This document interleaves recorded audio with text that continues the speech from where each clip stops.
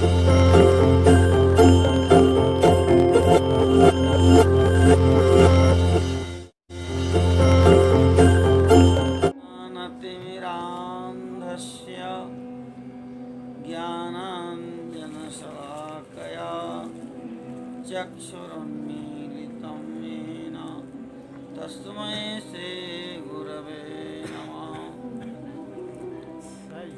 लक्ष्मीनाथसमारम्भां नाथयामुनमध्यमाम् अस्मदाचार्यपर्यन्तां वन्दे गुरुपरम्पराम्। श्रीसदाशिवसमारम्भां शङ्कराचार्यमध्यमाम् अस्मदाचार्यपर्यन्तां वन्दे गुरुपरम्पराम्। सेवानाचलयोगिपादनलिनद्वन्द्वानुकम्पाप्लुतात् श्रीमद्भव्यसुदर्शनार्य चरणात् संलब्धमन्त्रत्रयम्। श्रीमद्वेङ्कटनाथसेवनरतं सद्ब्रह्मचर्यान्वितं वन्देऽहं गुरुवर्यमध्यकमला कान्तं नितान्तोज्ज्वलम्।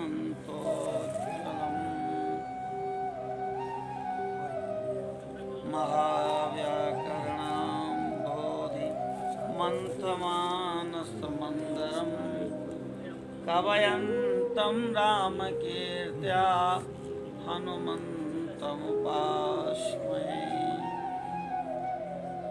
यत्र यत्र रघुनाथकीर्तनं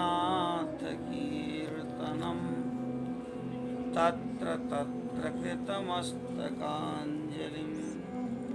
बाष्पवारि परिपूर्णलोचनं मारुतिं नमत राक्षसान्तकम्। एहि एहि अञ्जनीपुत्र गृहाणासनमुत्तमं प्रारभ्यते हरकथा श्रोता भव शुचिव्रत श्रोता भव शुचिव्रत। श्री बद्री विशाल भगवान की जय हो। श्री आदि केदारेश्वर महादेव भगवान की जय हो। मर्यादा पुरुषोत्तम राघवेंद्र सरकार की जय हो। लीला पुरुषोत्तम श्री यादवेंद्र सरकार की जय हो। श्री अयोध्यानाथ भगवान की जय हो। श्री कामतानाथ भगवान की जय हो।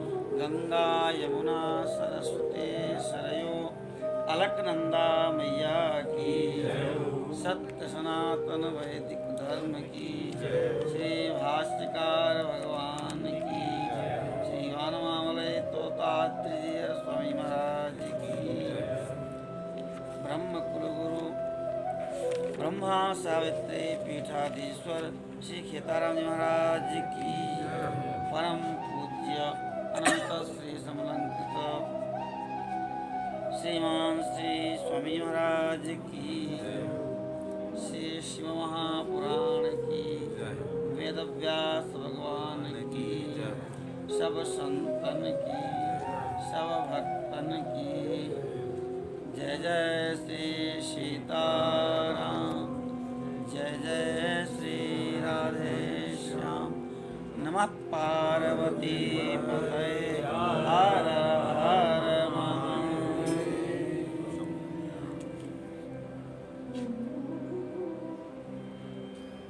अनंत कोटि ब्रह्मांड नायक अनंत कोटि गुणैक निलय कर्तुम अकर्तुम अन्यथा कर्तुम सब समर्थ परिपूर्णतम परब्रह्म परमात्मा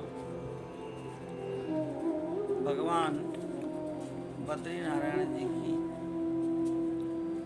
परम करुणा कृपा से भगवान आदि केदारेश्वर महादेव की करुणा कृपा से परम पूज्य अनंत श्री समन्वित उभय हृदय वेदांत प्रवर्तकाचार्य, गो ब्राह्मण वेद रक्षक, स्वधर्म परिपालक, तपोनिष्ठ धर्मनिष्ठ, हम सबके सर्वेश्वर सद्गुरु स्वामी जी महाराज की कृपा से समुपस्थित समस्त तपोनिधि ज्ञान निधि आप सबके पूर्वजों के पुण्य तरफ से हम सब अभीष्ट फल देने वाली परम पावनी भूमि, यहाँ पर एक बार भगवान का नाम लेने पर भी 10,000 नाम के बराबर हो जाता है। ऐसी पावन भूमि में भगवान बद्रीनाथ जी की सन्निधि में, पराम्बा पुण्य सलीला अलकनंदा माँ की सन्निधि में एवं पूज्यपाद स्वामी जी के चरण शरण में श्री शिव महापुराण के माध्यम से जीवन का सारतम तत्व, जीवन का परम लक्ष्य सत्संग लाभ हम सब ले रहे हैं।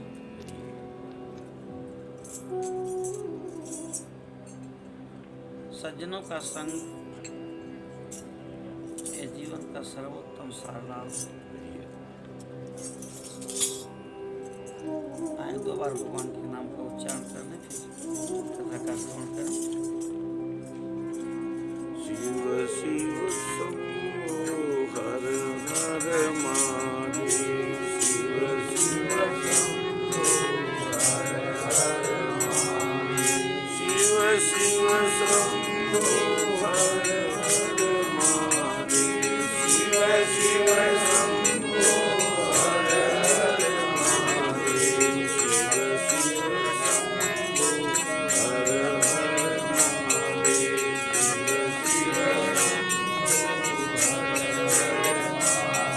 शिव शिव शंभो हर हर महादेव, शिव शिव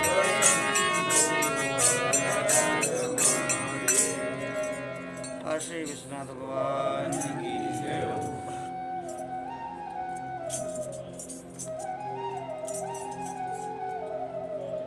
भगवान नंदीश्वर जी सनकादिक भगवान को कथा सुना रहे हैं और सनकादिक भगवान वेदव्यास जी को कथा सुना रहे हैं। सूत जी सौनकादिक 28 ऋषियों को कथा सुना रहे हैं। बीच बीच में सबके प्रसंग आते रहते हैं। कल आपने भगवान शिव के बहुत अवतारों की कथा सुनी। भगवान के अवतारों की कथाएं तो सुनते थे लोग, लेकिन शिव जी के इतने अवतार हुए ये बहुत कम लोग जानते थे। हनुमान जी का तो अवतार प्रसिद्ध ही है, नंदकेश्वर भगवान भी उन्हीं के अवतार हैं। और आगे भी ये जो शतरुद्री संहिता है, इसमें भगवान शिव के अवतारों की ही चर्चा है। नंदीश्वर जी कहते हैं कि भगवान का एक अवतार हुआ है यतिनाथ अवतार, जो यतियों के स्वामी हैं। अरबुदाचल नाम का एक पर्वत है जिसको आजकल माउंट आबू कहते हैं। उस अरबुदाचल पर्वत के समीप में एक भील रहता था जो जंगली जाति होती है। उस भील का नाम था आहुक और उसके नाम से ही अपनी पत्नी को आहुकी कहते थे। यद्यपि वो भील थे, फिर भी बड़े निश्चल भाव से, बड़े पवित्र भाव से शिव जी की भक्ति किया करते थे। एक दिन की बात है, वह शिव भक्त भील अपनी पत्नी के लिए आहार लेने के लिए जंगल में बहुत दूर चला गया और इधर उस भील की परीक्षा लेने के लिए भगवान शिव यतीश्वर का रूप, सन्यासी का रूप बना करके उसके घर आ गए। और उसी समय वह भील भी जंगल से अपना आहार लेकर के आ गया। बड़े प्रेम से दोनों पति पत्नी ने पूजा किया सन्यासी रूप में भगवान शिव की। भगवान शिव परीक्षा लेने के लिए आए हैं। उन्होंने कहा, हे भील, आज रात में यहीं रुकना चाहता हूँ, तो अपने इस घर में मुझे रुकने के लिए स्थान दे दे। सुबह होते ही मैं चला जाऊंगा, तुम्हारा मंगल होगा। भील कहा, स्वामी जी, आप बहुत अच्छी बात कह रहे हैं, फिर भी मेरी एक प्रार्थना है कि हमारा घर बहुत छोटा है और उसमें हम आपको कैसे रोक सकते हैं। भील की बात सुनकर के यतीश्वर रूप में भगवान शिव वहां से चलने को तैयार हो गए। तो भील ने कहा, हे प्राणनाथ, ये संत हैं, महात्मा हैं, हम लोग को भले ही कष्ट हो लेकिन इनको रहने के लिए स्थान आप दे दीजिए। घर आए हुए अतिथि को जो निराश लौटाता है, उसका चाहे जितना जब तप हो वो सारा जब तप वो लेकर के चले जाता है। इसीलिए अपने परंपरा है, तृणानि भूमि रुदकम वाक् चतुर्थी च सूनता एतान निपसतांगे है नोच्छेद्यन्ते कदाचन। कुछ नहीं है, घास फूस का बना हुआ कोई बैठने का आसन तो है ही है, महाराज बिराजो, नहीं सोफा है कोई बात, बैठने के लिए एक आसन, भूमि और पीने के लिए जल और सुंदर वाणी। बड़ा अच्छा हुआ आप पधारे, हमारा बड़ा सौभाग्य, आपके आने से प्रसन्नता हो गई। आदि आदि शिष्टाचार की भाषा है। कहते हैं इतना तो सब कर सकते हैं, इसमें कौन पैसा दे? तो सर्वस्य अभ्यागत हो गुरु, यदि घर आए हुए अतिथि को जो सत्कार नहीं करता है, वह चाहे ऋषि कोटि का हो, चाहे देव कोटि का हो, चाहे मनुष्य कोटि का हो, यदि अतिथि खाली हाथ लौट करके जाता है तो सारे पुण्यों को, सारे सुख को लेके जाता है। इसलिए इनको वापस मत लौटाइए, नहीं तो हमारे गृहस्थ धर्म में बाधा हो जाएगी। भिल्ली ने कहा कि आप तो स्वामी जी की अंदर सेवा कीजिए और मैं घर के बाहर बैठी रहूंगी रात में, स्थान कम है तो ऐसे कर लेंगे, और मैं अस्त्र शस्त्र लेकर के बाहर खड़ी रहूंगी, कोई हिंसक पशु आएगा तो उससे मैं रक्षा करूंगा। धर्मपत्नी की, धर्मशास्त्री की बात सुनकर के भील ने कहा, विचार किया कि स्त्री घर के बाहर रहे और मैं घर के अंदर रहूं, ये कहाँ उचित है।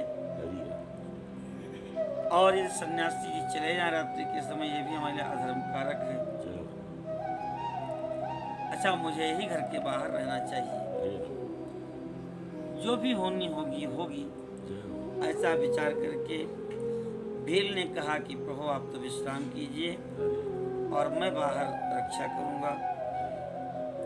रात में जंगली पशु, हिंसक, बाघ, सिंह आदि आकर के उस भील को सताने लगे। बहुत प्रयत्न किया उसने, लेकिन प्रारब्ध से प्रेरित होकर के या शिव जी की इच्छा से उस भील को हिंसक पशु खा गए। प्रातः काल जब हुआ, उस भीलने ने देखा कि हमारे पति को हिंसक पशु खा गए हैं। उसे बड़ा दुख हुआ, लेकिन धैर्य पूर्वक सन्यासी जी के सामने उसने रुदन नहीं किया और कहे, स्वामी जी आप दुखी न हो सकता है इसमें ही कोई इनका कल्याण छिपा हो, हमारा प्रारब्ध भी ऐसा रहा हो, आपके आने से कोई बड़ी विपत्ति और होनी होगी, वो कट गई हो। ये धन्य है कि एक सन्यासी की सेवा में इन्होंने तो जीवन दान दे दिया, कृतार्थ हो गए, इनको ऐसी मृत्यु मिली। प्रभु अब आशीर्वाद दीजिए, हम इनकी अस्थियों को लेकर के और चिता में भस्म हो जाएं, क्योंकि यही एकमात्र हमारे सहारा थे। चिता जलाई है शिव जी ने अरे और उस भीलनी ने उसी में प्रवेश किया। अरे जब वह जलने लगी अरे तब वह सन्नी जो शिव जी थे यतीश्वर रूप में अरे और साक्षात शिव के रूप में प्रकट हो जय हो और कहे तुम धन्य हो भीलनी, मैं तुम्हारे ऊपर प्रसन्न हूँ, इच्छा अनुसार वर मांगो, मेरे लिए तुमको कुछ भी अधेय नहीं। अरे भगवान शिव का स्वरूप देख करके दर्शन पा करके अरे और उनके अमृतमय वचन सुन करके वह भीलनी गदगद हो गई। अरे उसको अपने शरीर की ही सुदबुद नहीं रही, अरे उसने कुछ भी मांगा नहीं, फिर भी भगवान शिव ने वरदान दिया। कहा जो मेरा यति रूप है यह आने वाले समय में हंस रूप बनेगा और आज हमारे कारण तुम लोगों का वियोग हुआ है तो हंस बनकर के हम तुम दोनों का संयोग कराएंगे, यह वरदान दिया है। अगले जन्म में निषद देश के राजा हुए हैं, राजा नल, और ये दमयंती हुई है और वही हंस ने फिर दोनों का संयोग कराया है। बड़ी प्रसिद्ध कथा है, बड़े काव्य बने इसके ऊपर। भगवान ने कहा कि तुम विश्वविख्यात होगे और समस्त राजभोग भोगने के बाद तुम्हें मैं मोक्ष प्रदान करूंगा। नंदीश्वर जी कहते हैं कि उसके बाद शिव जी वहीं दिव्य ज्योतिर्लिंग के रूप में स्थित हो गए और उस लिंग का नाम हुआ अचलेश। इस प्रकार से भगवान ने यतिनाथ से यतीश्वरनाथ और हंस अवतार की भूमिका बनाई है। वही अगले जन्म में नल और दमयंती हुई है भीलनी और भगवान शिव ने हंस का अवतार लेकर के दोनों का संयोग कराया। तो हंस अवतार शंकर भगवान की, यतीश्वरनाथ शंकर भगवान की। भगवान शिव का एक अवतार हुआ है कृष्ण दर्शन। नंदीश्वर जी कहते हैं कि हे सनकादि ऋषियों, भगवान शिव के एक उत्तम अवतार का नाम है कृष्ण दर्शन। एक मनु हुए हैं जिनका नाम है श्राद्ध देव और उनके इक्ष्वाकु, नृगशर्याति आदि 10 पुत्र हुए हैं। उन्हीं श्राद्ध देव के इक्ष्वाकु वाले 9 पुत्र चले गए, घर में ही रह गए और 10वें पुत्र थे नभग, वो विद्या अध्ययन करने चले गए। बहुत दिनों तक वेदादि शास्त्रों का अध्ययन करते रहे। इधर इक्ष्वाकु जो उनके भाई थे, इन लोगों ने बंटवारा कर लिया संपत्ति का। सारे वेद वेदांतों को पढ़ करके जब आए हैं वो, तो कहे भाई हमको भी गृहस्थी बसानी है, हमको भी अपना दाय अपना भाग मिलना चाहिए।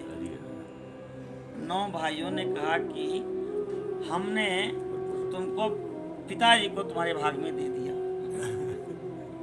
अब वो नभग जी श्राद्ध देव मनु के पास पहुँचे, प्रणाम किया पिताजी को और कहे पिताजी हम तो वेद विद्या का अध्ययन कर रहे थे और भाइयों ने धन का बंटवारा कर लिया।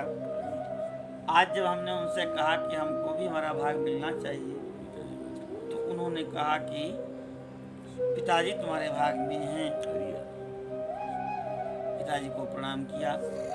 पिताजी ने कहा कि उन सब ने तुम्हारे साथ ठगी किया है, धूर्तता की है। तो देखिए इस युग का दोष नहीं देना चाहिए।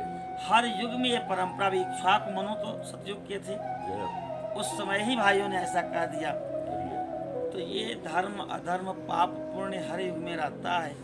हमको क्या चाहिए वो हम चयन कर लें, हर युग में यही बात है। ऐसा कुछ नहीं कलयुग आ गया तो क्या किया जाए, सतयुग में भी ऐसे लोग थे। पिताजी ने कहा कोई बात नहीं है, मेरा आशीर्वाद है और तुम वेद के विद्वान हो। ऋषि लोग बहुत बड़ा यज्ञ कर रहे हैं और उसपे छठे दिन का जो कर्म है उसको भूल जा रहे हैं। आप उनके पास जाओ छठे दिन के मंत्र जब आप पढ़ोगे हरि उनका यज्ञ पूर्ण हो जाएगा। हरि तो यज्ञ में जो धन बचा रहेगा वो आपको दे देंगे। हरि पिता की आज्ञा मान करके महाराज नभग वहाँ पर गए हैं। हरि और ज्यों ही वो अंगिरा गोत्री ब्राह्मण छठे दिन का कर्म भूल गए, मंत्र भूल गए, हरि ये तो वेद के विद्वान थे ही, हरि उन्होंने विश्वदेव संबंधी सूक्तों का पाठ करके यज्ञ को पूर्ण किया है। हरि यज्ञ समाप्त हुआ, स्वर्ग से विमान आया, ऋषि लोग सब विमान में बैठे जय हो। और कहे जो सोने चांदी के पात्र और जो सारा धन था ये आप ले लो। ऐसा कहकर के वह स्वर्ग को चले गए।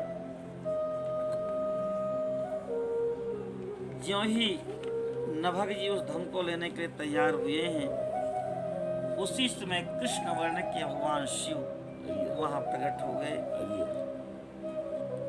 सारा अंग उनका बड़ा सुंदर था, हरि लेकिन नेत्र काले थे। हरि कृष्ण माने काला और दर्शन माने नेत्र।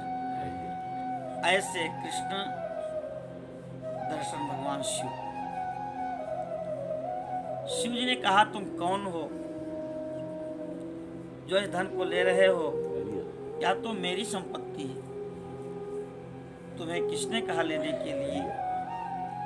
नभग ने कहा यज्ञ का बचा हुआ धन है, जो ऋषि यज्ञ कर रहे थे उन ऋषियों ने मुझे प्रदान किया है, और इसलिए अब यह मेरी ही संपत्ति है। आपको मुझे लेने से इसे रोकना नहीं चाहिए। कृष्ण दर्शन भगवान शिव ने कहा कि मैं कह रहा हूं कि मेरी संपत्ति है और तुम कह रहे हो कि तुम्हारे पिताजी ने भेजा और ऋषियों ने तुमको दिया है, तो तुम्हारे पिताजी ही इसमें निर्णायक हैं। आप जाओ और अपने पिताजी से पूछ करके आओ। शिव जी को प्रणाम किया ना भगवान ने, अपने पिताजी के पास से प्रणाम किया। श्राद्ध देव जी को बात याद आ गई प्रजापतियों वाली, और उन्होंने कहा हाँ पुत्र, वह सारा धन भगवान शिव का ही है।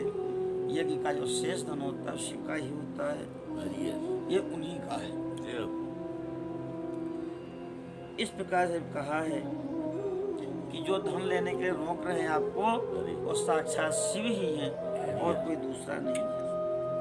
क्योंकि यज्ञ से अवशिष्ट जो धन होता है उसमें रुद्र का अधिकार होता है, ऐसा शास्त्र का वचन है। इसलिए यज्ञ से अवशिष्ट सारी वस्तु को ग्रहण करने के लिए सर्वेश्वर महादेव जी अधिकृत हैं। ऐसा सुनकर के कहे भगवान शिव ही कृपा करने के लिए वहां पर आए हैं, जाओ उनको प्रसन्न करो। नभग जी लौट करके आए, शिव जी के चरणों में प्रणाम किया है और भगवान शिव की स्तुति किया।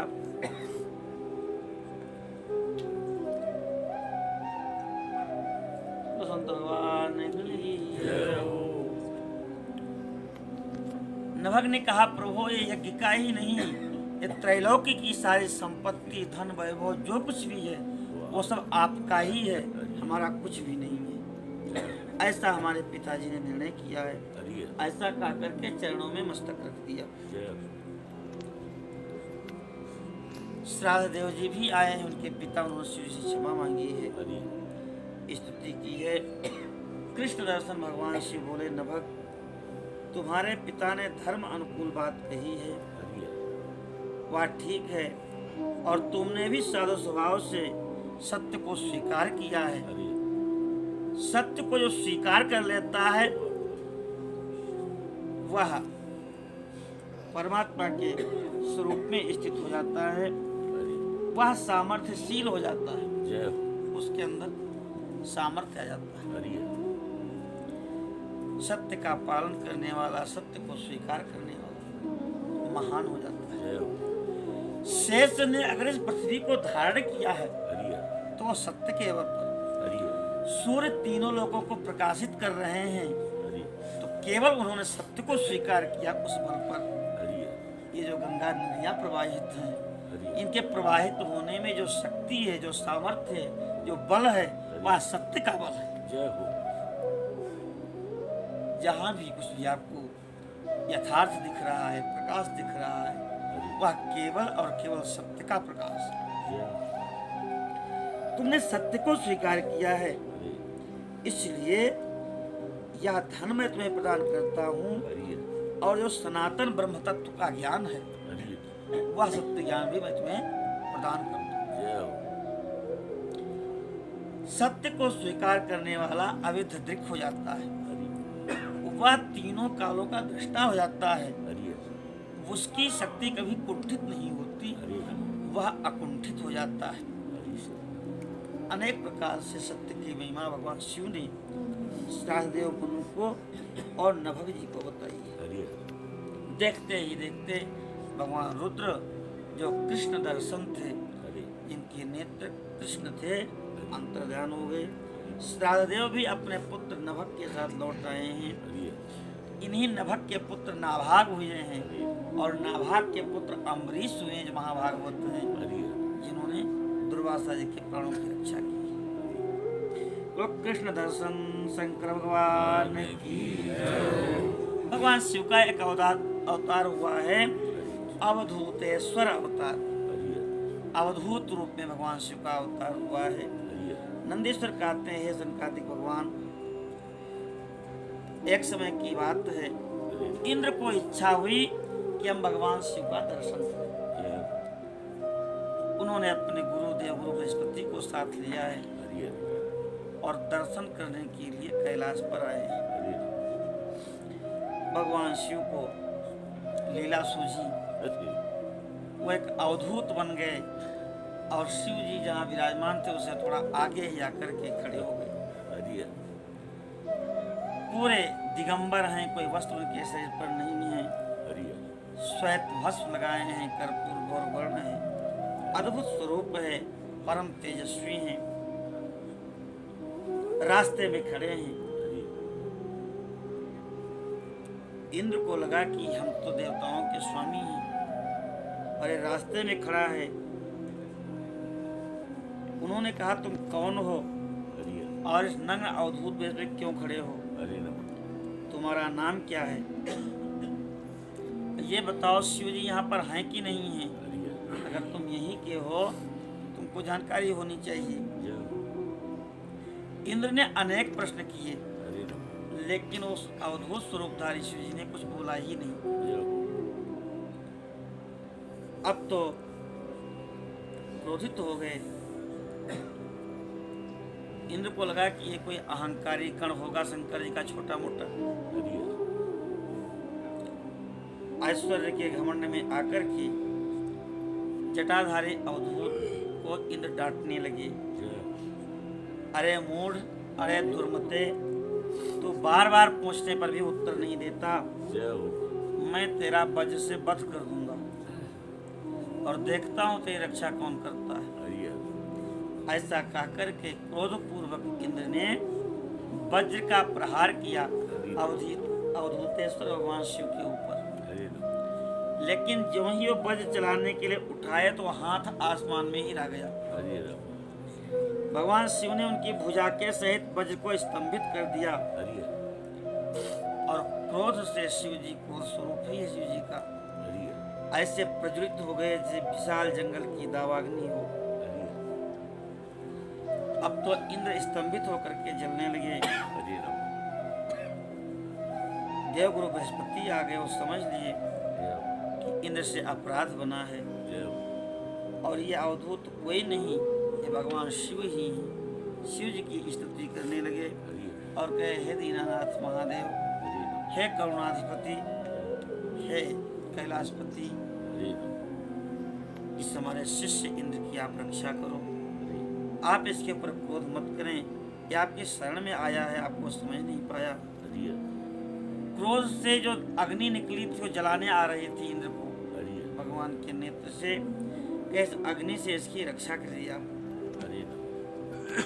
शिव जी ने कहा कि जो सर्प केचुल छोड़ देता है, उस केचुल को पुनः धारण नहीं कर सकता। अब हमारे नेत्र से अग्नि निकल चुकी है, इसको मैं धारण नहीं कर सकता हूँ। देवगुरु बृहस्पति ने फिर प्रार्थना किया, प्रभु आप भक्त वत्सल हैं, आप धारण नहीं कर सकते, लेकिन इसको और कहीं आप स्थापित कर दीजिए। शिव जी प्रसन्न हो गए और कहे तुमने इंद्र को जीव प्रदान किया है। इसलिए ज्योतिष के जानकार लोग जानते हैं बृहस्पति का एक नाम जीव भी है। तुमने इंद्र के जीव की रक्षा की, इसलिए तुम्हारा नाम जीव होगा। और उस अग्नि को भगवान शिव ने समुद्र में फेंक दिया। उसी से जलंधर नाम का असुर पैदा हुआ है, जिसको अंत में भगवान शिव ने ही वध किया है। इस प्रकार से उस क्रोध रूपी अग्नि से जलने से बच गए इंद्र। चरणों में गिर के प्रणाम किया है। कहते हैं हे सनकादिक भगवान, ये जो शिव जी का अवधूतेश्वर अवतार है, ये दुष्टों को दंड देने वाला और अपने भक्तों की रक्षा करने वाला है। बोलो अवधूतेश्वर शिव भगवान की जय हो।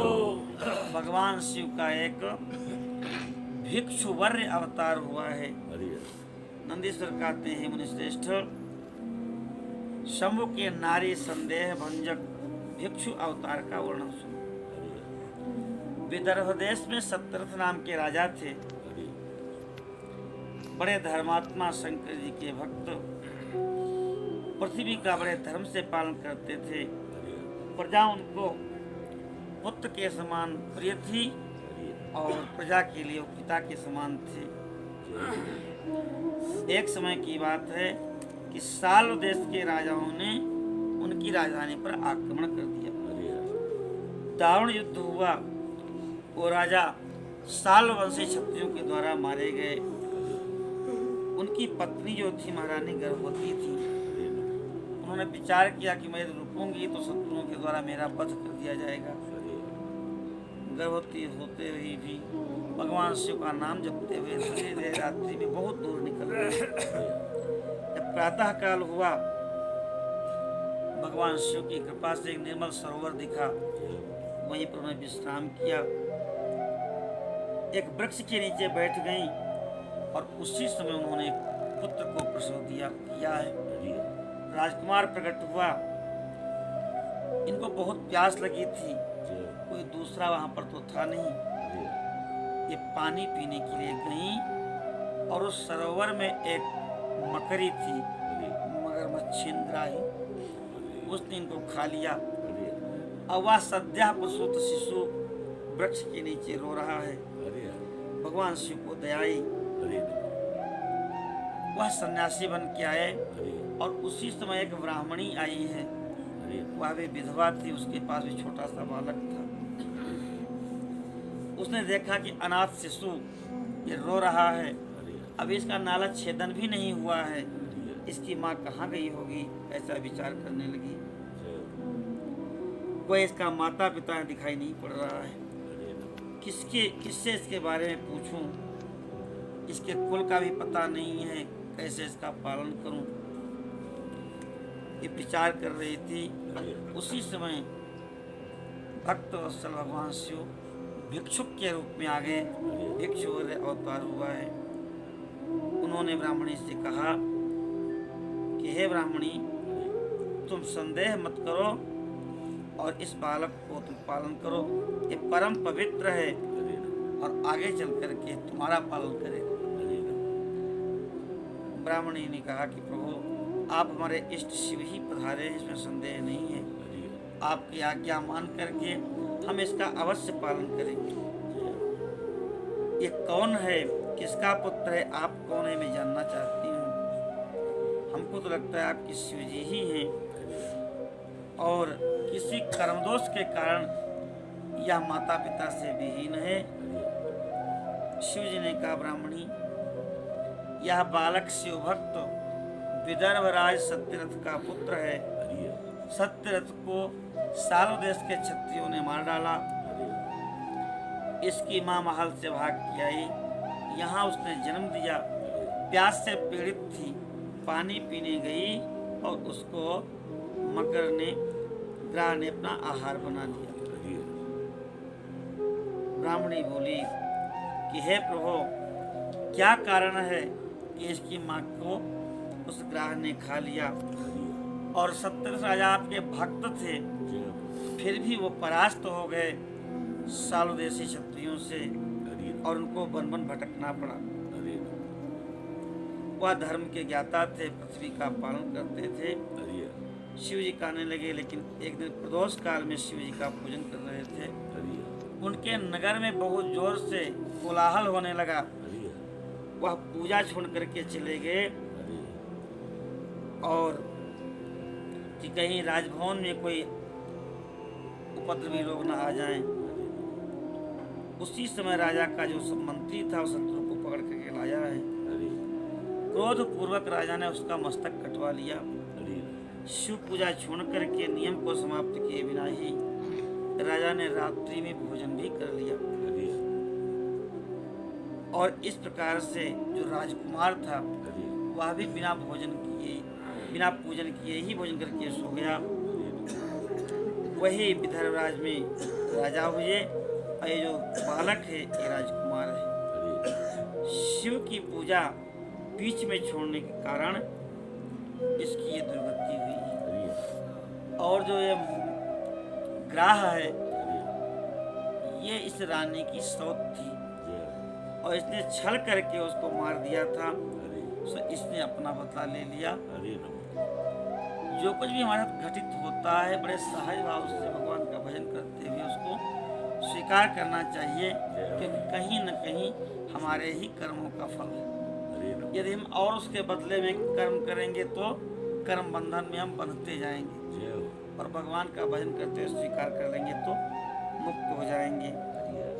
भगवान शिव ने उस ब्राह्मणी को सब बातें बताई हैं, उसने पालन किया और समय आने पर यज्ञों के संस्कार करा करके भगवान शिव की भक्ति सिखाई है। भगवान शिव के चले जाने पर एक चक्रा नगरी में वो ब्राह्मणी आई है, घर बनाया है, दोनों बालकों को पोषण किया। दोनों बालक बड़े विद्वान हुए हैं। एक दिन वह द्विज कुमार राजकुमार को साथ लिए बिनाही नदी में नहाने चला गया और वहां पर निधि से भरा हुआ, हीरे मोती से भरा हुआ कलश उसको मिला है। और अकस्मात एक गंधर्व कन्या आई है, उसके पिता ने उस राजकुमार के साथ उसका विवाह कर दिया। दोनों सुखपूर्वक रहने लगे हैं। कहते हैं उसका नाम है धर्मगुप्त। देवेश्वर शिव की आराधना करके वह धर्मगुप्त गंधर्व कन्या के साथ विदर्भ देश में गया है और उस राज्य को भी उसने प्राप्त किया है। तो भिक्षुवर शंकर भगवान की जय हो। भगवान का एक और अवतार हुआ है जिसका नाम है सुरेश्वरा अवतार। नंदीश्वर भगवान कहते हैं कि शंकराचार्य जी सुरेश्वरा अवतार का मैं वर्णन करता हूँ। धौम्य के बड़े भाई उपमन्यु जिन्होंने इनका हित साधन किया था, उपमन्यु के पिता का नाम है व्याघ्रपाद। व्याघ्रपाद के पुत्र हैं।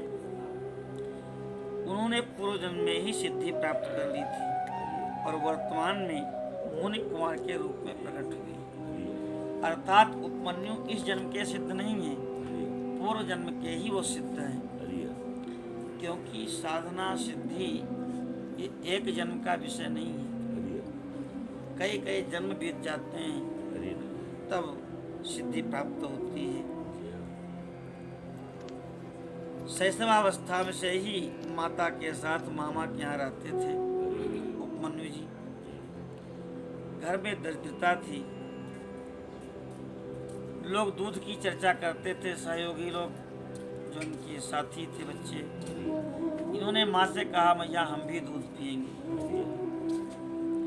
तो माँ ने चावल को भिगाया और उसी को मसल के छान करके वो दिया कि पी लो। उपमन्यु जी ने दूध पिया, कहे ये तो दूध नहीं है मैया, और रोने लगे। बेटे को रोते देख करके मैया को बड़ा कष्ट हुआ।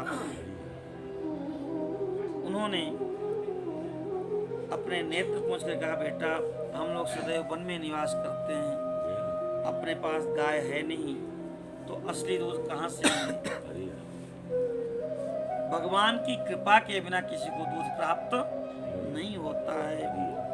पूर्व जन्म में अगर भगवान शिव को हमने दूध चढ़ाया होता तो हमको इस जन्म में दूध प्राप्त होता। माता जी की बात सुनकर के उपमन्यु जी ने निश्चय किया कि हम शिव जी की आराधना करेंगे। तपस्या के लिए हिमालय पर्वत पर गए हैं और वायु पी करके भजन करने लगे। उन्होंने वहां पर 8 ईंटों का एक मंदिर बनाया और उस ईंटों के बीच में मिट्टी के शिवलिंग की स्थापना किया। माता पार्वती के सहित भगवान शिव का आवाहन किया। जंगल से पुष्प लेके आते हैं, फल लेके आते हैं और शिव जी को अर्पित कर देते हैं। पंचाक्षर मंत्र का जप करते हैं। दीर्घ काल तक उन्होंने तप किया है। उपमन्यु की तपस्या से चराचर जीव तपने लगे, घोर तप किया। देवताओं ने शिव जी से प्रार्थना किया है। भगवान शिव उपमन्यु के पास में आए। उन्होंने देवराज इंद्र का और पार्वती जी ने सची का वेश बनाया और नंदीश्वर जी ने ऐरावत का वेश बना लिया। संपूर्ण देवता भी आए हैं और सबने अलग अलग उपमन्यु से कहा, वर मांग लो, वर मांग लो। उपमन्यु पहले तो शिव भक्ति मांगी, तो इंद्र ने अपने को इंद्र बता करके शिव जी की निंदा किया। तब तो उपमन्यु जी को क्रोध आ गया। उन्होंने कहा कि हमको तुमसे कुछ नहीं चाहिए, तुम शिव निंदक हो। और उन्होंने कहा कि मैं तुम्हारा भी वध कर दूंगा, श्राप देकर के मैं भी मर जाऊंगा अगर तुमने शिव जी की निंदा किया। कहते हैं बालक ने इंद्र को मारने के लिए अघोरास्त्र चलाया। इंद्र तो थे नहीं, वो शिव जी ही थे। सो नंदी जी ने उस अस्त्र को पकड़ लिया और अपने को जलाने के लिए जो अग्नि उन्होंने स्थित की थी कि तुमको मार के हम मर जाएंगे जल के, उस अग्नि को भगवान शिव ने शांत कर दिया और इंद्र शिव जी के रूप में प्रकट हो गए। नंदीश्वर ऐरावत जो बने थे वो नंदीश्वर हो गए। सची जो बनी थी वो पार्वती जी बन गई। भगवती ने उपमन्यु का मस्तक सूंघा, सिर पर हाथ फिराया है जो अमोघ और वरद हाथ है उनका। ए वत्स, मैं तुम्हारा पिता हूँ, अरे पार्वती तुम्हारी माँ है। आज से तुम्हें सनत कुमारत्व प्राप्त हो गया, सनातन कुमारत्व प्राप्त हो गया। उन्हें सनातन तुम हमारे पुत्र हो गए, सनातन हमारे तुम कुमार हो गए। तुम्हारे लिए दूध, दही और मधु के हजारों समुद्र देता हूँ। त्रैलोक में इतनी सप्लाई हो रही है दूध, दही, घी और मधु की, इस सब के अध्यक्ष उपमन्यु भगवान है। ये उदारता है भगवान शिव की। कोई गैया दे देते, गौशाला दे देते, कुछ नहीं कहे, समुद्र ही प्रदान करो। सभी पदार्थ तुम्हारे लिए सुलभ हैं। मैं तुम्हें अमृत प्रदान करता हूँ और अपने गणों का आधिपत्य प्रदान करता हूँ। मैं तुम्हें दिव्य सनातन ब्रह्मज्ञान प्रदान करता हूँ। अनेक वरदान मुनियों को दिए। पाशुपत व्रत, पाशुपत ज्ञान, व्रत योग का उपदेश किया है। ब्रह्म विद्या के प्रवचन की शक्ति दी है। भगवान शिव ने कहा कि यह ब्रह्म विद्या तुम्हारे अपने ही नहीं, तुम जिसको चाहो उसको दे सकते हो। इसीलिए भगवान कृष्ण को ब्रह्म विद्या उपमन्यु जी ने प्रदान किया। ब्रह्म विद्या के गुरु हैं भगवान कृष्ण के। हृदय से लगा करके पार्वती को सौंपते हुए भगवान शिव ने कहा ये तुम्हारा बेटा है, और पार्वती ने बड़े प्रेम से उनके सिर पर हाथ रखा है। क्षीर सागर, दधि सागर, मधु सागर सब समर्पित किए हैं। योग संबंधी ऐश्वर्य, नित्य संतोष, इससे बड़ी कोई निधि होती नहीं। गोधन गजधन वाजधन और रतन धन खान, जब आवे संतोष धन सब धन धूरि समान। ऐसे संतोष रूपी धन को दिया, अक्षय ब्रह्म विद्या दिया। ऐसी ब्रह्म विद्या जो कभी भी क्षीण ना हो, कभी भी भूले नहीं। विद्या तो मिली थी कर्ण को, लेकिन जब असली समय आया तो भूल गई। और भगवान शिव ने कहा, उपमन्यु तुम्हारे आश्रम में ही मैं नित्य निवास करूंगा। इतना कहकर के भगवान शिव अंतर ध्यान हो गए हैं। इस प्रकार से भगवान शिव का सुरेश्वरावतार है। पूरा सुरेश्वरावतार शंकर भगवान की ये जो कथा है भगवान शिव की, ये समस्त मनोरथों को प्रदान करने वाली है। भगवान शिव ने किरात अवतार लिया है। उस किरात अवतार के प्रसंग में और भी बहुत सारी कथाएं हैं। कहते हैं कि हे नंदीश्वर जी कहते हैं कि हे संत कुमार जी, पिनाकधारी भगवान शिव ने किरात का अवतार लिया है, मैं उसे तुम्हें सुना रहा हूँ। उन्होंने उस अवतार में मूक नामक दैत्य का वध किया और अर्जुन को गांडीव धनुष प्रदान किया। जब सुयोधन ने महाबली पांडवों को जुए में जीत लिया, सती साध्वी द्रौपदी के साथ पांडव द्वैत वन में चले गए हैं और उस समय उनके पास कोई आश्रय नहीं था। 10,000 ब्राह्मण युधिष्ठिर जी के मना करने पर भी उनके साथ साथ चल पड़े। युधिष्ठिर जी ने कहा कि हे ब्राह्मणों, अब मैं राजा नहीं हूँ, हमको तो अपने खाने के लाले पड़े हैं, आपका पालन हम कैसे करें। लेकिन फिर भी ब्राह्मण माने नहीं। भगवान शिव के सूर्य की आराधना किया है। युधिष्ठिर जी ने सूर्य ने एक बटलोई दिया, अक्षय पात्र, और कहा इसमें जो भी खाने की वस्तु बन जाएगी वो तब तक कम नहीं पड़ेगी जब तक बनाने वाला नहीं खा लेगा। उसी पात्र में भोजन बनता है, सारे ब्राह्मण खाते हैं, जब तक करते हैं, युधिष्ठिर जी के साथ रहते हैं। उसी से अपना जीवन बिता रहे हैं। और उसी समय दुर्वासा जी सुयोधन के यहाँ आए हैं। सुयोधन का नाम दुर्योधन बाद में पड़ा, पहले इसने खूब अच्छा शासन चलाया, बहुत सेवा किया दुर्योधन ने दुर्वासा जी की। दुर्वासा जी प्रसन्न हो गए, कहे सुयोधन तुम वरदान मांगो। जो कुटिल लोग होते हैं वो घर आई लक्ष्मी को भी दुर्लक्ष्मी बदल देते हैं। चाहता तो अपने राज्य को अकंटक कर लेता, लेकिन दूसरे को कष्ट कैसे मिले, ये जो मानव की सहज आसुरी बुद्धि है, इससे कारण दुखी होता है। सुयोधन ने कहा कि प्रभु आपने बड़ी कृपा की, हमारे यहाँ पधारे, हम चाहते हैं कि हमारे बड़के भैया युधिष्ठिर जी के ऊपर भी आप कृपा करो, लेकिन आप जो है जब कृपा करना तो दोपहर के बाद करना कृपा। ये वरदान मांगा। दुर्वासा जी ने कहा तथास्तु। महर्षि दुर्वासा जी अपने 10,000 शिष्यों के साथ आनंद पूर्वक गए। पांडवों ने चरणों में प्रणाम किया है। दुर्वासा जी ने कहा हम सब बड़े भूखे हैं और हमको भोजन की व्यवस्था चाहिए। सबके सब स्नान करने चले गए और इधर द्रौपदी से पूछा युधिष्ठिर जी ने, तो कहीं आज तो कुछ नहीं हो सकता, अब कल कुछ हो सकता है, हमने भोजन कर लिया है। अब तो पांडव सबके सब दुखी हुए कि दुर्वासा जी श्राप दे देंगे। प्राण त्याग करने का विचार किया। कृष्णा जो द्रौपदी है उन्होंने भगवान का स्मरण किया और भगवान स्मरण करते ही वहां पर आ गए। आते ही उन्होंने कहा कि बहन द्रौपदी में बड़ी भूख लगी है। अब तो द्रौपदी रोने लगी कि जिसके लिए बुलाया भूखे, खाने में कुछ है ही नहीं। भगवान ने अक्षय पात्र लिया और साग का पत्ता उसमें लगा था, उसी को विश्वम्बर स्वरूप स्मरण करके और पाया और तृप्ति का अनुभव किया।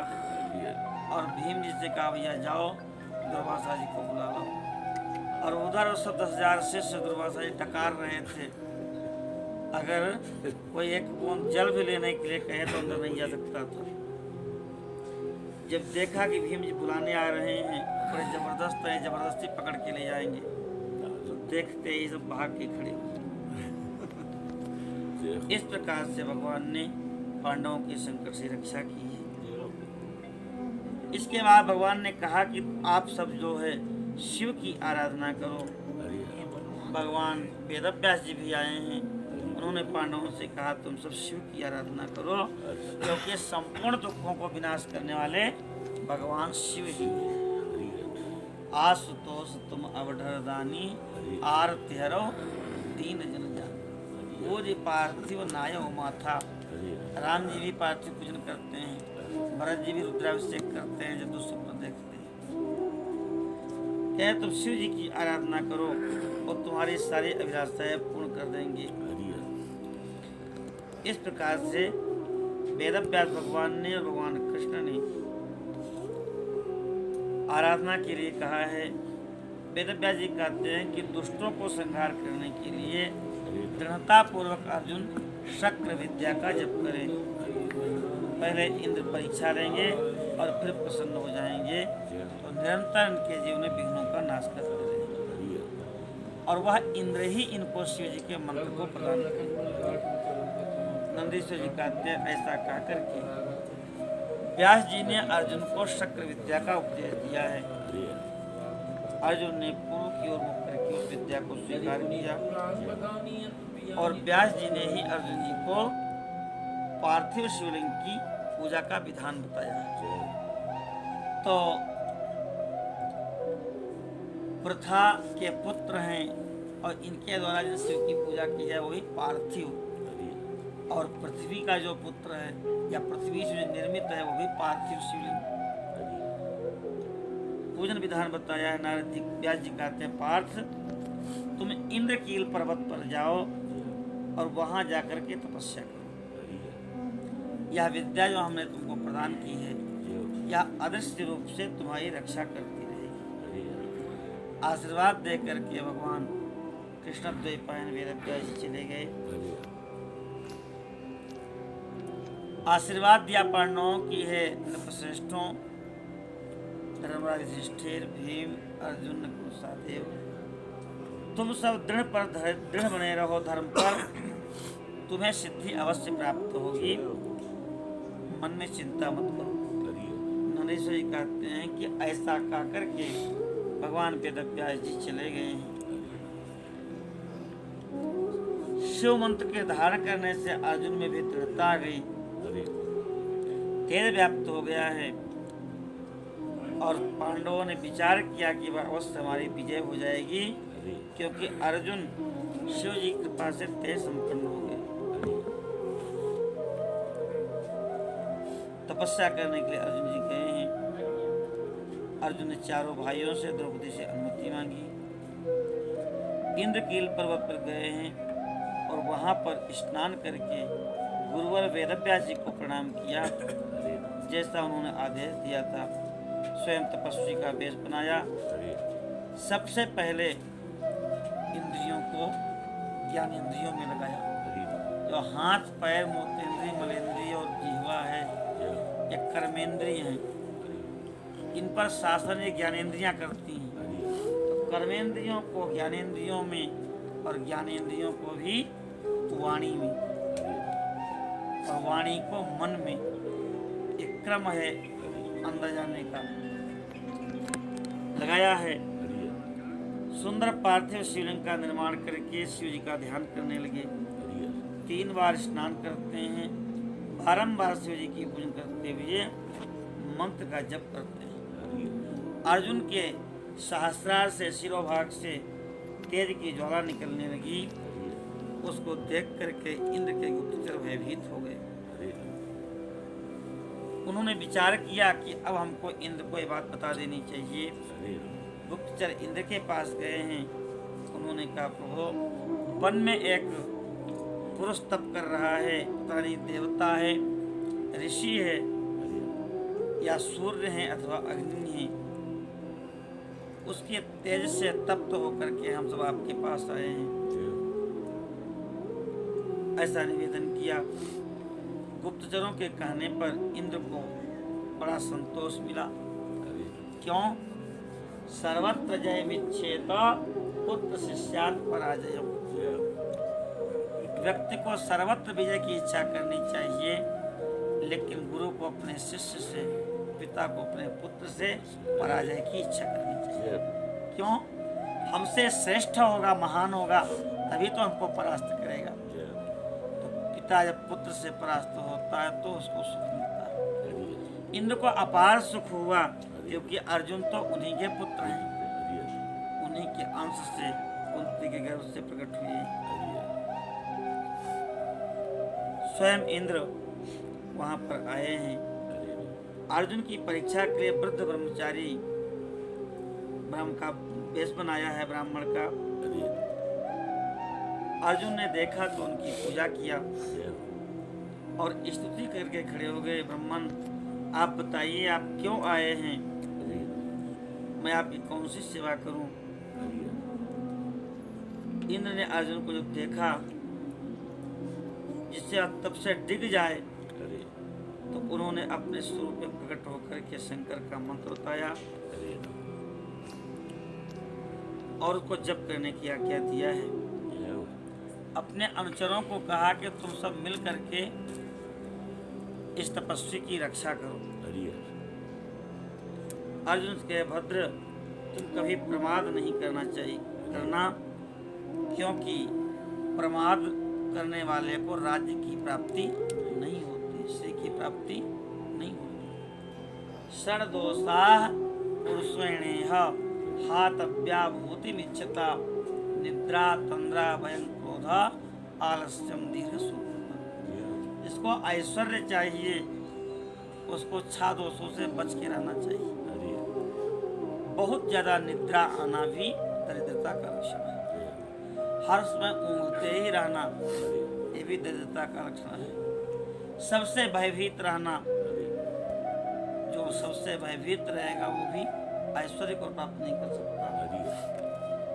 हर समय क्रोध में रहना, सबसे क्रोध में आप बात करेंगे, कटु वचन बोलेंगे तो आपके पास कौन आएगा? और जब कोई आपके पास आएगा ही नहीं तो क्रोध भी नहीं करना चाहिए। आलस्य और दीर्घ सूत्रता, किसी काम को टालते रहना। तो जो आज नहीं, कल नहीं, परसों, अभी तो बहुत समय है, तो ऐसे लोग श्री संपन्न नहीं हो पाते।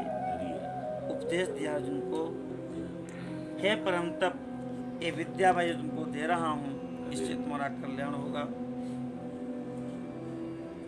रक्षक तो सबके भगवान शिव ही हैं और वही संपत्ति और मोक्ष को देने वाले हैं। नंदीश्वर जी कहते हैं, हे मुनियों, वर दे करके और वह शिव विद्या दे करके इंद्र भगवान शिव का स्मरण करते हुए अपने स्वरूप को चले गए हैं। अर्जुन तपस्या करने लगे, विधि पूर्वक न्यास किया। बिना न्यास और विनियोग के किसी मंत्र का जप नहीं करना चाहिए। जिस मंत्र को हम जपते हैं उसका विनियोग और न्यास और ध्यान, ये तीनों करके ही जप करना चाहिए। क्योंकि जब हम अंग में अपना न्यास कर लेते हैं तो तमाम सूक्ष्म विघ्न करने वाली जो शक्तियां हैं वो हमको परेशान नहीं कर पाती। शरीर में विकार उत्पन्न नहीं होते और स्वस्थ रहते हुए जप कर सकते हैं।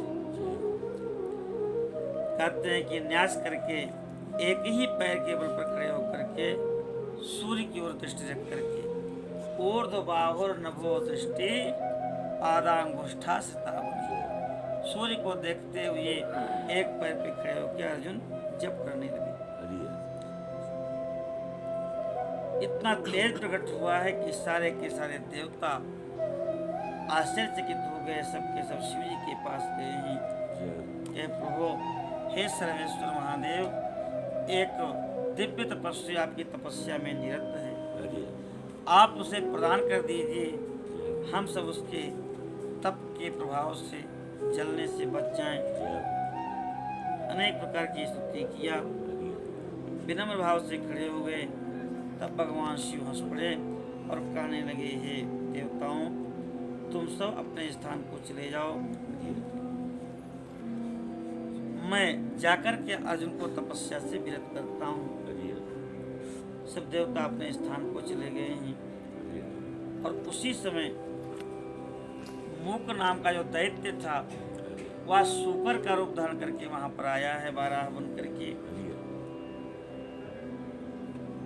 और उस मायावी दुरात्मा को दुर्योधन ने भेजा था। उसने पता लगा लिया था कि इंद्रकील पर्वत पर अर्जुन तपस्या कर रहे हैं और ये तपस्या सिद्ध हो गई तो उनको जीतना कठिन हो जाएगा, इसलिए मूक नाम के असुर को दुर्योधन ने भेजा था। वह आया और बनेला स्वर बन करके अपनी दाढ़ों से पर्वत को उखाड़ उखाड़ के अर्जुन के ऊपर फेंकने लगा। वृक्षों को उखाड़ता अपनी दाढ़ों से अर्जुन के ऊपर फेंकता। अर्जुन की दृष्टि पड़ी, भगवान शिव का स्मरण करते विचार करने लगे कि कौन है, कहाँ से आया है, ये तो मेरा अनिष्ट करने के लिए आ रहा है, क्योंकि जिसको देख कर करके मन में प्रसन्नता हो वह तो हितैषी होता है, लेकिन जिसको देख करके मन में भय व्याप्त हो जाए वह तो अनिष्ट करने वाला होता है। अनेक प्रकार से विचार किया, कहते हैं आचरण से कुल का पता लग जाता है, आप कैसे उठ रहे हैं, बैठ रहे हैं, कैसा व्यवहार कर रहे हैं। शरीर से भोजन का पता लग जाता है। अब कोई मोटा तगड़ा है और कहता नहीं महाराज मैं दिन में कुछ नहीं खाता। हम लोग संस्कृत में पढ़ते थे, कहते थे पीनो एवं देवदत्ता दीवान भूंगते, कहे मोटा तगड़ा देवदत्त जो है दिन में नहीं खाता, अर्थात रात्रों सेटकद्वयम भूंगते, रात में 2 शेर कस के खा लेता है, क्योंकि पीनता बिना भोजन की नहीं आ सकती। तो भोजन से, शरीर से भोजन का अनुमान लगता है और वार्तालाप से शास्त्र ज्ञान का। कोई शास्त्र पढ़ा है तो सामान्य बात में भी वो शास्त्र की कोई न कोई पंक्ति कहेगा जरूर। नेत्र से स्नेह का परिचय मिलता है। आप देखिए आंखों को देख के पता लग जाता है कि किसके प्रति आपके हृदय में स्नेह है, किसके प्रति द्वेषभाव। आकार से, चाल ढाल से, चेष्टा से, बोलने से, नेत्र और मुख के विकार से मन के भीतर भाव का पता लग जाता है। ये इंद्रियां सब बता देती हैं।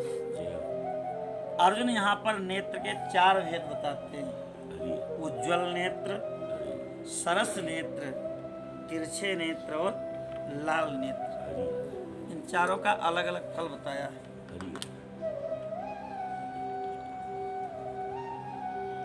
कहते हैं जब मित्र का संयोग होता है, कोई अपना अपने हृदय का जिगरी दोस्त मिलता है तो नेत्रों में चमक आ जाती है, नेत्र उज्जवल हो जाते हैं। जब पुत्र का दर्शन होता है तो नेत्र सरस हो जाते हैं और कामिनी के प्राप्त होने पर नेत्र तिरछे हो जाते हैं, वक्र हो जाते हैं और शत्रु के दिखने पर नेत्र लाल हो जाते हैं। इसको देखते ही हमारे अंदर क्रोध आ रहा है, हमारी सारी इंद्रियां क्रोध से कांप जैसी रही हैं।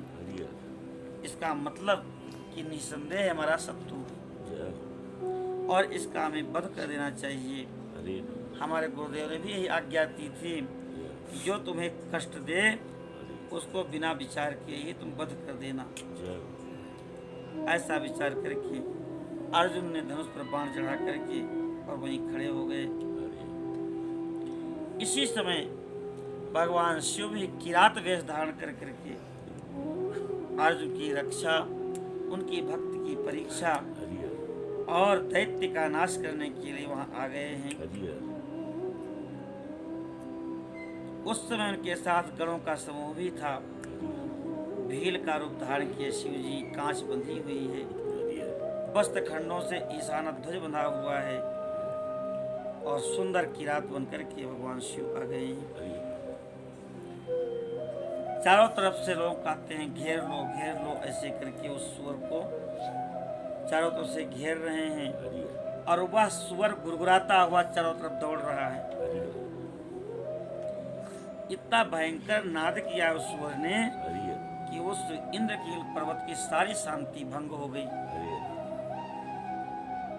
अर्जुन विचार करने लगे कि ये किरात भगवान शिव तो नहीं है जो यहाँ शुभ करने के लिए कह रहे हो, क्योंकि इनको देख करके इनके प्रति हमारा बड़ा भाव जग रहा है। भगवान कृष्ण और वेदव्यास जी ने भी कहा था कि किसी न किसी रूप को बदल करके ही शिव जी आएंगे। ऐसा करके उस किरात के बारे में सोचने लगे, अनेक प्रकार से विचार कर रहे हैं। अर्जुन कहते हैं कि लक्ष्मी रहे अथवा चली जाए, मृत्यु आंखी के सामने ही क्यों न उपस्थित हो, लोग निंदा करें चाहे स्तुति करें, भगवान शंकर अपने भक्तों को चाहे पापियों हो चाहे पुण्यात्मा हो सदा सुख देते हैं। कभी कभी परीक्षा लेने के लिए कष्ट में भी डालते हैं, लेकिन अंत में वो सुखदाता ही होते हैं। जो भगवान अपने भक्त की परीक्षा लेते हैं तो जैसे सोने को अग्नि में डाल करके तपाया जाता है तो उसका जो लोहा भाव होता है या सोने के अलावा जो पदार्थ होते हैं वह जल जाते हैं और शुद्ध सोना बचता है। ऐसे ही भगवान अपने भक्तों की परीक्षा लेकर के उनके विकारों का नाश करते हैं। ऐसा विचार कर ही रहे थे, तब तक वह सुअर अर्जुन के सामने आ गया। उधर शिवजी भी उस सुअर के पीछे लगे हुए थे। दोनों के मध्य में वो सुअर एक शिखर की भांति दिखाई पड़ रहा था। भक्तवत्सल भगवान शंकर अर्जुन की रक्षा के लिए बड़े वेग से आगे बढ़े और उस समय दोनों ने उस सुअर पर बाण चलाया। शिव जी के बाण का लक्ष्य उसका पुच्छ भाग था और अर्जुन का लक्ष्य उसका मुख था। दोनों ने बाण चलाए और एक साथ दोनों के बाण सुअर के लगे। सुअर के प्राण पखीरू उड़ गए। देवता जय जयकार करने लगे, पुष्पों की वर्षा हुई है और शिव जी बड़े प्रसन्न हुए। महान सुख प्राप्त हुआ शिव जी को और अर्जुन भी बड़े सुख को प्राप्त किए हैं कि जो दैत्य मुझे मारना आया था शिव जी ने मेरी रक्षा कर लिया। ऐसा विचार करके अर्जुन ने शिव नाम संकीर्तन किया है, बार बार उनके चरणों में प्रणाम किया। नंदीश्वर जी कहते हैं कि हे महाज्ञानी संत कुमार जी, परमात्मा शिव की लीला अद्भुत है, जो भक्त वत्सल हैं और अपने भक्तों की रक्षा करने के लिए परम दृढ़ हैं। शिव जी ने जो बाण चलाया था उस बाण को लेने के लिए अपने अर्जुन को भेजा है, अपने अनुचर को, और अर्जुन भी अपना बाण लेने के लिए वहां पर गए हैं। दोनों वहां पर पहुंचे।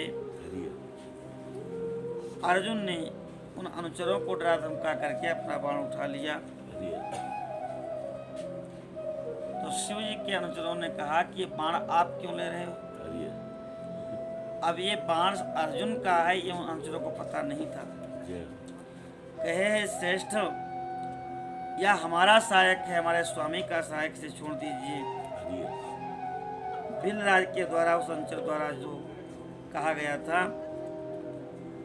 इस प्रकार कहा। अर्जुन बोले पनीचर, तुम बड़े मूर्ख हो, इस बाण को तो हमने अभी भी छोड़ा है, तेरा बाण कैसे?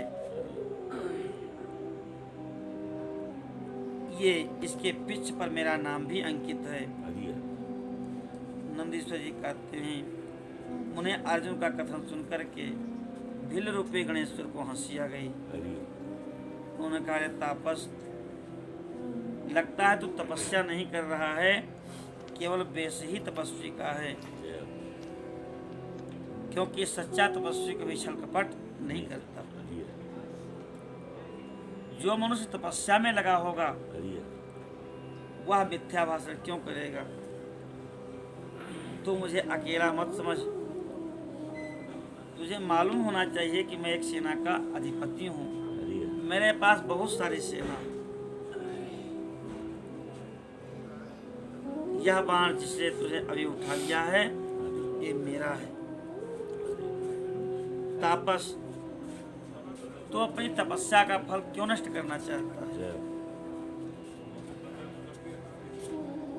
मैंने तो ऐसा सुन रखा है कि चोरी करने से, छल पूर्वक किसी को कष्ट पहुंचाने से, सत्य का त्याग करने से प्राणियों का तप क्षीण हो जाता है। हरि यह बिल्कुल सत्य है। जय हो। चौर्यात् छलार्द्यमानाच्च हरि विस्मयात् सत्यभञ्जनात् हरि तपसा क्षीयते सत्यम एतदेव मया श्रुतम्।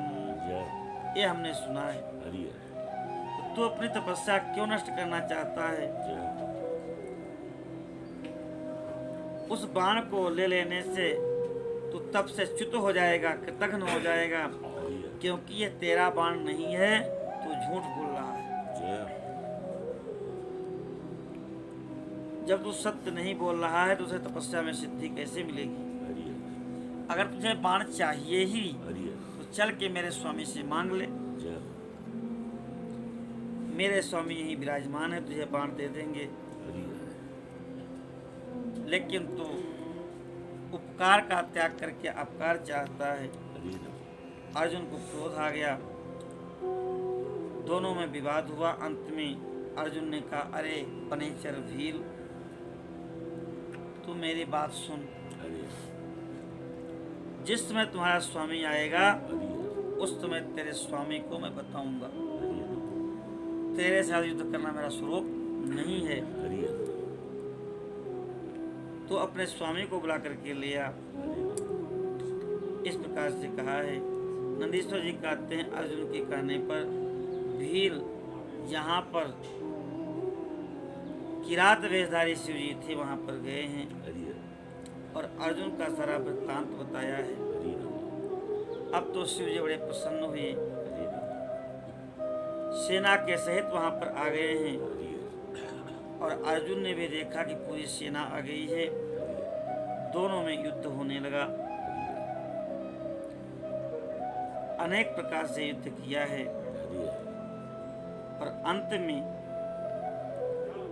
जब अर्जुन को लगा कि मैं हार जाऊंगा तो मन में ध्यान किया शंकर जी का और मन से ही एक सुंदर पुष्प की माला शिव जी को पहनाई है। जब नेत्र खोला तो वह माला उस किरात के गले में सुशोभित हो रही है। बड़ा लंबा चौड़ा युद्ध है।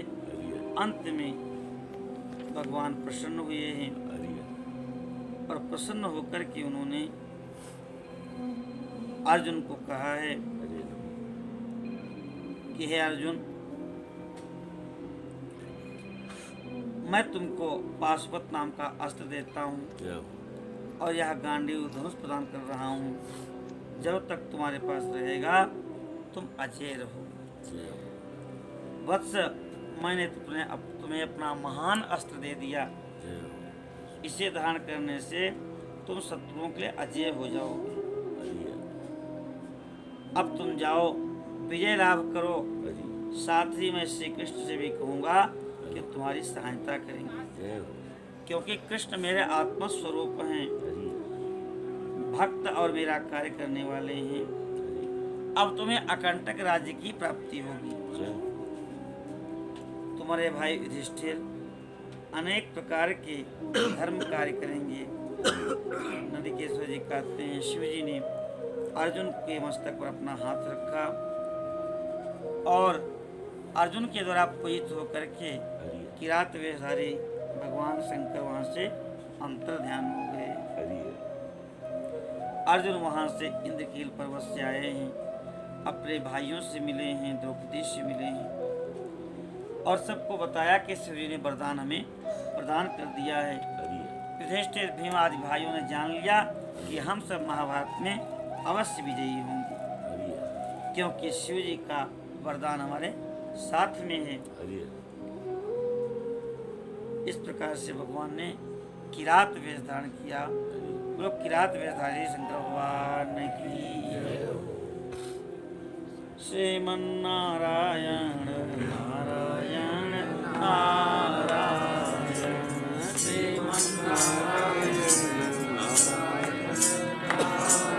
कहते हैं कि हे मुनियों, भगवान शिव ने 12 अवतार और ग्रहण किए हैं, हरि जिनको 12 ज्योतिर्लिंग के नाम से जानते हैं। हरि उनके श्रवण मात्र से अनेक प्रकार के अमंगल नष्ट हो जाते हैं। जय हो प्रभु। सौराष्ट्रे सोमनाथम च श्रीशैले मल्लिकार्जुनम उज्जैन्यां महाकालम ओंकारममलेश्वरम परल्यां वैद्यनाथं च डाकिन्यां भीमशंकरं सेतुवन्दे सुरामेशं नागेशं द्वारकावने वाराणस्यां तु विश्वेशं त्र्यम्बकं गौतमी तटे हिमालये तु केदारं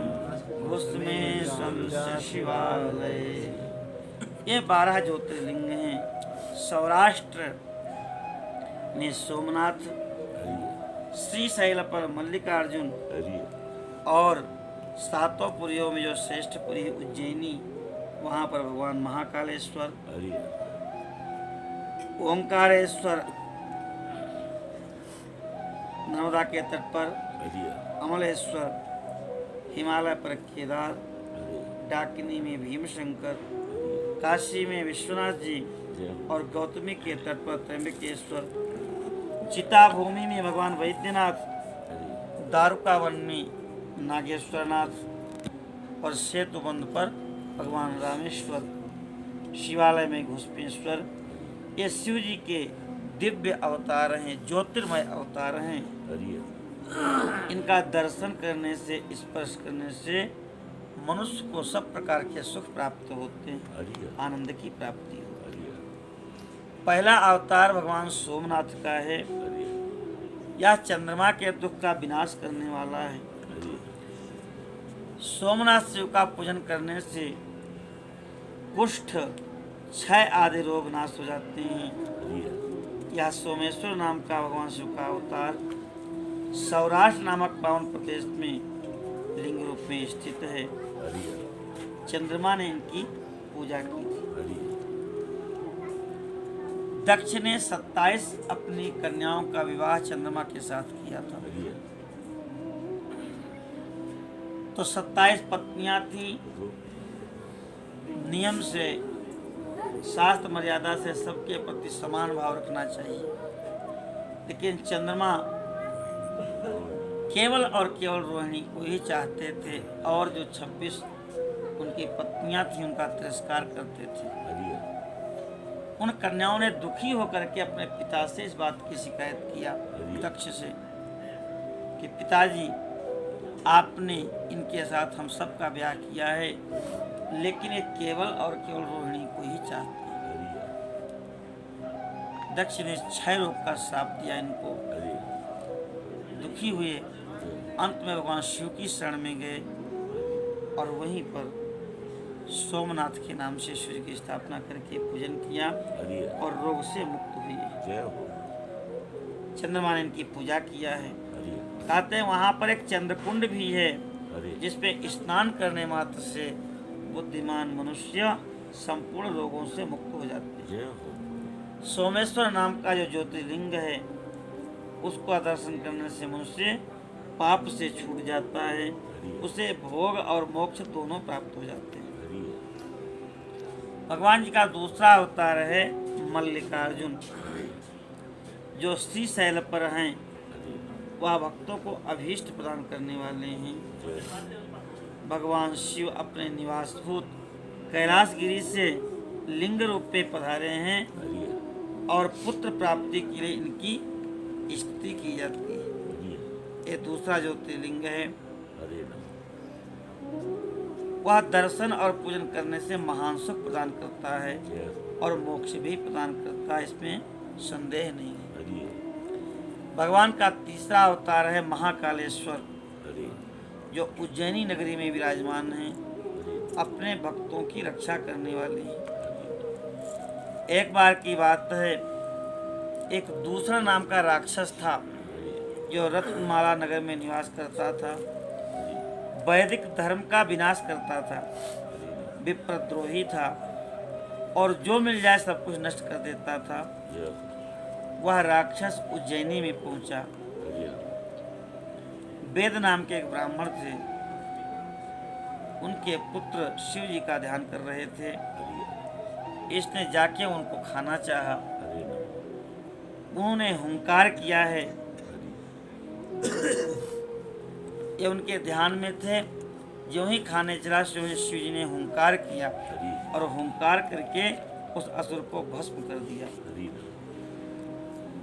उसके बाद अपने भक्तों का कल्याण करने के लिए शिव जी की प्रार्थना किया देवताओं ने, तो वहीं पर अचल हो गए और उनका नाम महाकाल हो गया। ज्योतिर्लिंग स्वरूप में उज्जैनी में स्थित हैं। प्रयत्न पूर्वक इन महाकालेश्वर का दर्शन और पूजन करने से भक्तों की समस्त मनोकामनाएं पूर्ण हो जाती हैं। चौथा भगवान का अवतार नर्मदा के तट पर ओंकार नाम का चौथा अवतार है। हे मुने, विंध्यगिरि ने भक्ति पूर्वक भगवान शिव का पार्थिव लिंग स्थापित किया और उसी लिंग से विंध्य का मनोरथ पूर्ण करने के लिए भगवान महादेव प्रकट हुए। कहते हैं कि वह लिंग दो रूप में भाग हो गया, ओंकारेश्वर और अमलेश्वर। दूसरा पार्थिव लिंग परमेश्वर अमलेश्वर के नाम से प्रसिद्ध हुआ। मुनि, इन दोनों में जिस किसी का भी दर्शन पूजन किया जाए भक्तों की अभिलाषा पूर्ण करने वाला समझना चाहिए। इस प्रकार से दोनों महादिव्य ज्योतिर्लिंगों का वर्णन सुना जाए। परमात्मा शिव के पांचवें अवतार का नाम है केदारेश्वर। वह केदार खंड में हिमालय में ज्योतिर्लिंग में स्थित हैं। मुने, वहाँ श्री हरि के जो नर नारायण अवतार हैं उनके प्रार्थना करने पर शिव जी हिमगिरी के केदार शिखर पर स्थित हैं।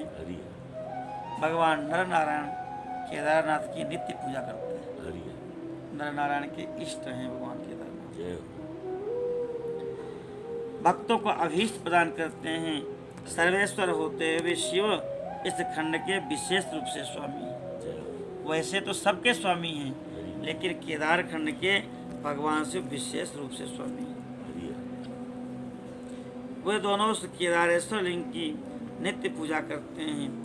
वहाँ शंभु दर्शन और पूजन करने वाले भक्तों को अभीष्ट प्रदान करते हैं। शिव जी का यह अवतार अभीष्ट को प्रदान करने वाला है। भगवान शिव के छठे अवतार हैं भीमाशंकर। भीमशंकर उनका नाम है। इस अवतार में उन्होंने बहुत सारी लीलाएं की हैं। भीमासुर का विनाश किया है। कामरूप देश के अधिपति राजा सुदक्षिण जो शिव जी के परम भक्त हैं, भीमासुर उनको कष्ट दे रहा था। तब शिव जी ने अपने भक्त की रक्षा करने के लिए उस असुर का वध किया है। फिर सुदक्षिणा की प्रार्थना करने पर स्वयं डाकिनी वन में भीमशंकर नामक ज्योतिर्लिंग के रूप में स्थित हो गए। बोलो भीमाशंकर भगवान की जय। ये समस्त भोग और मोक्ष को प्रदान करने वाले हैं। सातवां अवतार भगवान का है विश्वेश्वर। काशी विश्वनाथ जी का मुक्तिदाता है, सिद्ध स्वरूप हैं। स्वयं भगवान शंकर अपनी पूरी काशी में ज्योतिर्लिंग रूप में साक्षात स्थित हैं, संपूर्ण रूप से।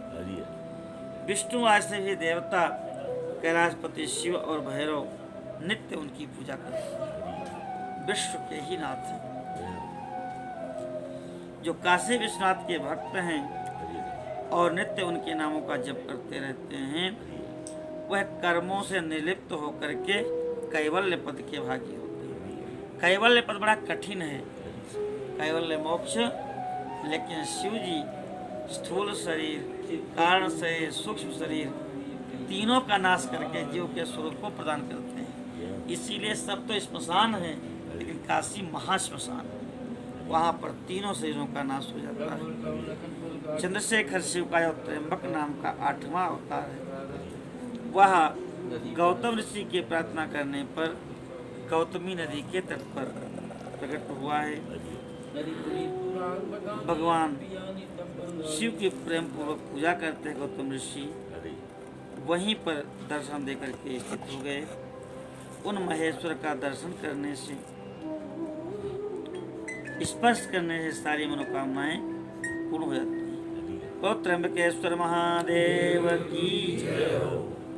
शिव जी के अनुग्रह से शंकर प्रिया परम पावनी गंगा गौतम के स्नेहवश वहाँ पर आई हैं और गौतमी नाम से प्रवाहित हुई। भगवान का 9वां अवतार है वैद्यनाथ।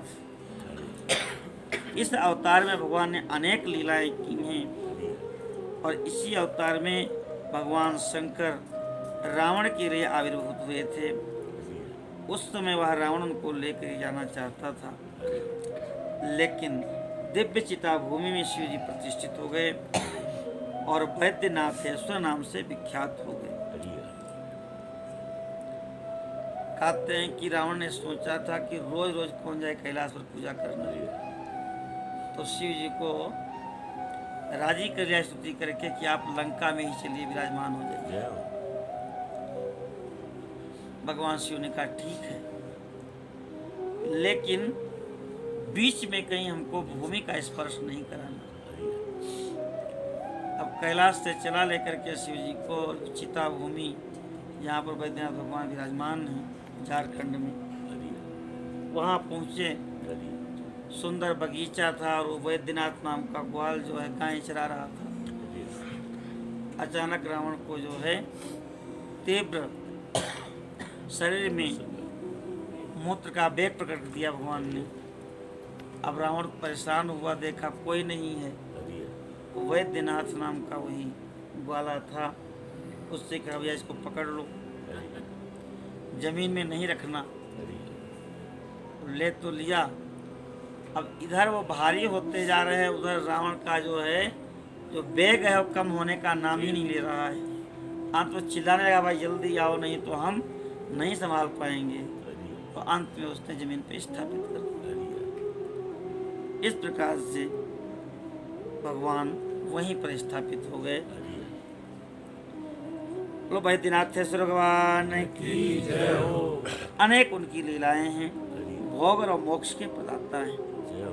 जो इन वैद्यनाथेश्वर शिव के महात्म्य को सुनता है, सुनाता है, वह भी भक्ति मुक्ति का भागी होता है। भगवान का 10वां अवतार नागेश्वरा अवतार है। ये अपने भक्तों की रक्षा के लिए अवतीर्ण हुए थे। ये सदा दुष्टों को दंड देते रहते हैं। दारुक वन में जो राक्षस था, धर्मघाती था, उसको मार करके वैश्यों के स्वामी सुप्रिय नाम के जो वैश्य थे, उनकी रक्षा किया था भगवान ने। अनेक लीलाएं इनकी प्रसिद्ध हैं। भगवान शिव लोगों का उपकार करने के लिए अंबिका के सहित उसी ज्योतिर्लिंग में स्थित हो गए। तो नागेश्वर भगवान की जय, नागेश्वर नाथ की जय। कहते हैं इन शिवलिंग का दर्शन अर्चन करने से पापों के समूह भस्म हो जाते हैं। शिव जी का 11वां अवतार रामेश्वर भगवान का अवतार है। वह श्री रामचंद्र जी का प्रिय करने वाला है। भगवान श्री राम ने ही उसे स्थापित किया। भक्त वत्सल शंकर ने प्रसन्न होकर के श्री राम जी को रावण के ऊपर विजय का आशीर्वाद दिया है, वरदान दिया है। वह लिंग रूप में आविर्भूत हुए। श्री राम जी की प्रार्थना करने पर सेतु बंध पर भगवान रामेश्वर के रूप में स्थित हैं। भगवान श्री राम ने भली भांति उनकी पूजा किया है। अद्भुत महिमा है रामेश्वर जी की तुलना किसी से नहीं की जा सकती। हरि रामेश्वर भगवान भक्तों के समस्त मनोकामनाओं को पूर्ण करने वाले हैं। हरि जो मनुष्य भक्ति पूर्वक गंगा जल ला करके भगवान शिव को स्नान कराएगा, हरि ये समझिए कि वो जीवन मुक्त है। जय बाबा विश्वनाथ जी कहते हैं कि हमारी काशी में हरि जो गंगा जी हैं, यहाँ का जल कहीं नहीं जा सकता, हरि क्योंकि हम स्वयं विश्वनाथ हैं, हमसे बड़ा कोई नाथ तो है नहीं। हरि तो इसलिए यहाँ का जल केवल हमको चढ़ सकता है और किसी को नहीं जा सकता। किसी भक्त ने पूछा कि बाबा अगर रामेश्वर जी को चढ़ाना हो, तो विश्व भगवान चुप हो गए। माने रामेश्वर जी को अपने से बड़ा मानते हैं विष्णु भगवान। ऐसी अद्भुत लीला है भगवान रामेश्वर जी की। रामेश्वर भगवान की भगवान शिव ने भगवान राम के ऊपर कृपा की है और इन दोनों की लीला है, एक दूसरे को अपना ईश्वर मानते हैं। रामेश्वर की षष्ठी समास करेंगे तो रामस्य ईश्वरः रामेश्वरः, जो राम के ईश्वर हैं वो रामेश्वर। शिव जी कहते नहीं रामा ईश्वरः यस्य, कर्मधारय समास, राम हो ईश्वर जिसके, वो है रामेश्वर। अभी उन दोनों का विषय है, हम तो दोनों को ईश्वर मान के प्रणाम करते हैं। मन प्रसन्न हुआ जब सेतु का निर्माण हुआ, राम जी ने कहा कि करियों यहाँ शंभु थापना मोरे हृदय परम कल्प। इतना अद्भुत ये संगम है समुद्रों का, यहाँ पर मैं शिव जी की स्थापना करूँगा। लिंग थापे करे विधिवत पूजा, शिव समान प्रिय मोहिन दूजा। जय रामेश्वर दर्शन करिहहि, ते तनु तजे मम लोक सिधरी। दो होते तो भगवान क्यों कहते हमारे लोक को आएंगे? दर्शन रामेश्वर जी के कीजिए और मिलेगा भगवान का साकेत धाम। जो गंगा जल आनि चढ़ाए हैं, सो सायुज्य मुक्ति नर पाए। इस प्रकार से रामेश्वर जी की महिमा है। तो रामेश्वर भगवान की कैवल्य मोक्ष प्रदान कर देते हैं रामेश्वर जी, जो अत्यंत दुर्लभ है। ये भगवान शिव के 11वें अवतार है रामेश्वर भगवान। इनकी स्थापना परम्बा सीता जी और भगवान राम ने की। भगवान के 12वें अवतार घुसमेश्वर जी हैं, नाना प्रकार के लीला करने वाले हैं। इनकी एक भक्त महिला थी घुसमा, और उस घुसमा का प्रिय करने के लिए भगवान दक्षिण दिशा में स्थित हैं। दैवशैल के निकट एक सरोवर में प्रकट हुई। मुने घुसमा के पुत्र को सुदेहा ने मार डाला था और उसको जीवित करने के लिए उसकी माँ घुसमा ने शिव जी की आराधना किया। भगवान परम प्रसन्न हुए। भक्त वत्सल भगवान शिव ने उसके पुत्र को पुनः जीवित किया। घुसमा ने कहा प्रभु अब आप जाएं नहीं, यहीं विराजमान हो जाएं। अपनी भक्त घुसमा की इच्छा को समझ गए भगवान। उसी सरोवर के किनारे ज्योतिर्लिंग के रूप में स्थित हो गए। वह भगवान के 12वें अवतार हैं। बोलो घुसमेश्वर भगवान की जय हो। जो मनुष्य घुसमेश्वर भगवान शिवलिंग का दर्शन पूजन करता है, वह इस लोक में संपूर्ण सुखों को प्राप्त करके अंत में मुक्ति लाभ करता है। नंदकेश्वर भगवान कहते हैं उनका ऋषि, हमने 12 ज्योतिर्लिंगों का वर्णन किया है। ये सबके सब समर्थ ज्योतिर्लिंग दिव्य भगवान के स्वरूप हैं। ये सभी फलों को देने में समर्थ हैं। इन ज्योतिर्लिंगों का कथा जो सुनते हैं सुनाते हैं, उनको भी भोग और मोक्ष की प्राप्ति होती है। इस प्रकार से शतरुद्र नाम भगवान शिव का है और ये शतरुद्रीय संहिता जो शिव महापुराण की है पूर्णता को प्राप्त होती है। बोलो शंकर भगवान की जय हो। इसके बाद जो संगीता है उसका नाम है कोटि रुद्र संगीता। भगवान वेदव्यास जी कहते हैं यो धत्ते निज माजयैव भुवना कारं विकारोज्झितो यस्याहो करुणा कटाक्ष विभवो स्वर्गापवर्गाभिधौ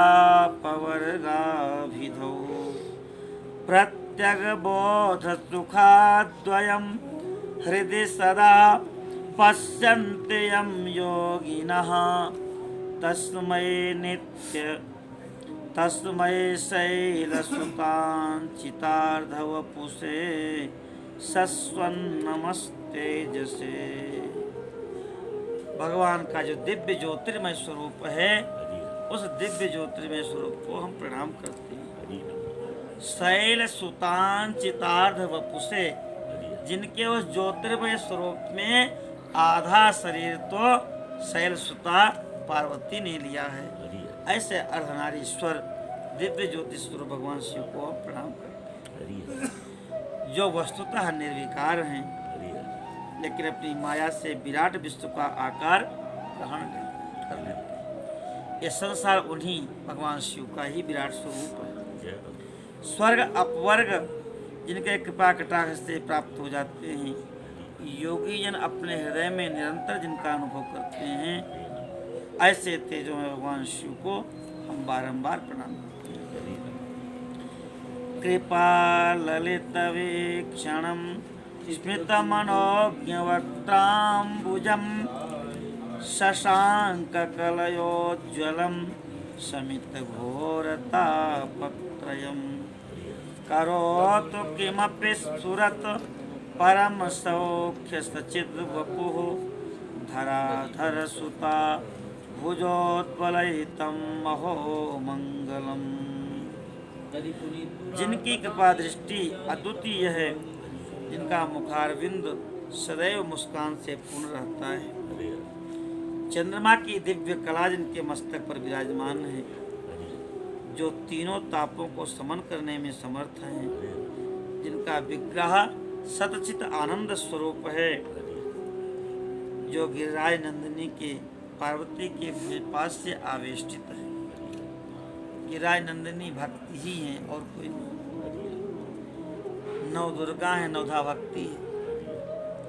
ऐसे भगवान शिव जो अनिर्वचनीय तेजस स्वरूप है।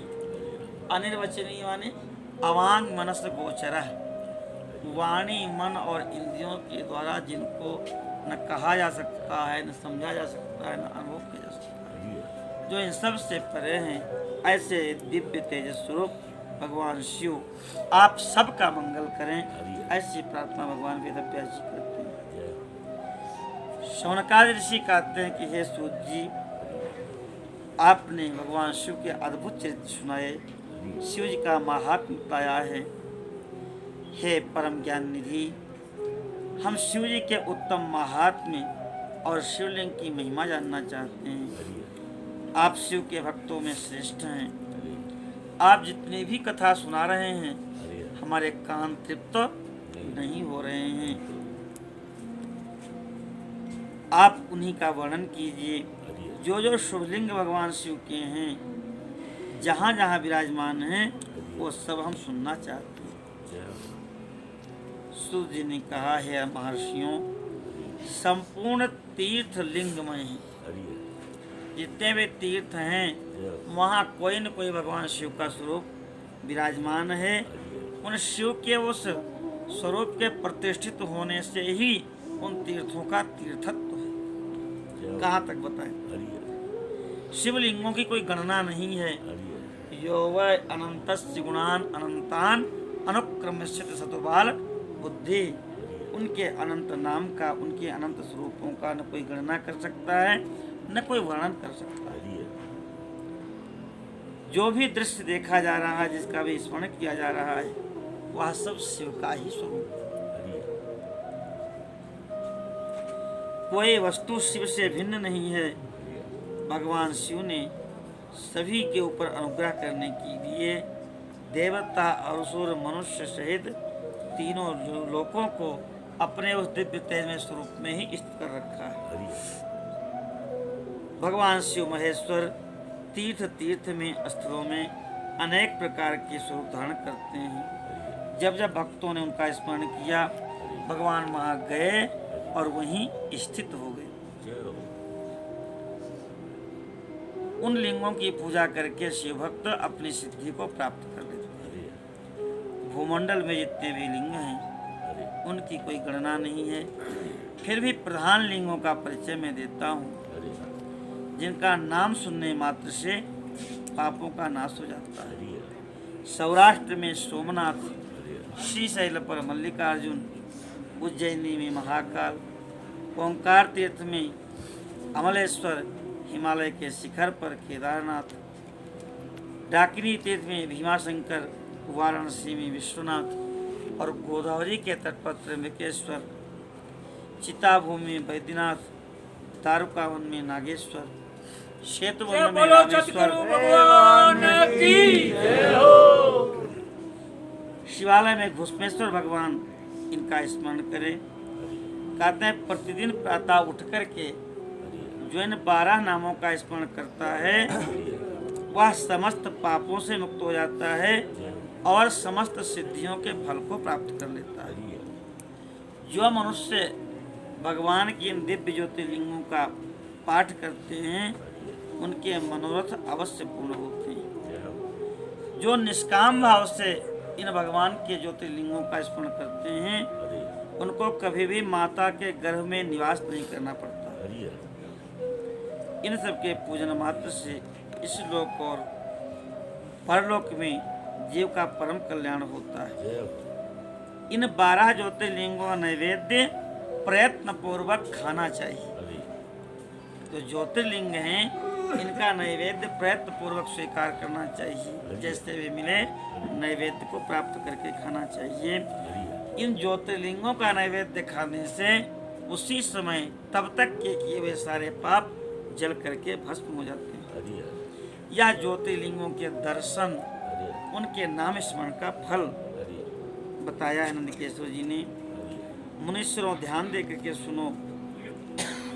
12 ज्योतिर्लिंगों के 12 उप ज्योतिर्लिंग हैं। जो सोमेश्वर हैं सोमनाथ, उनके उपलिंग का नाम है अंतकेश्वर।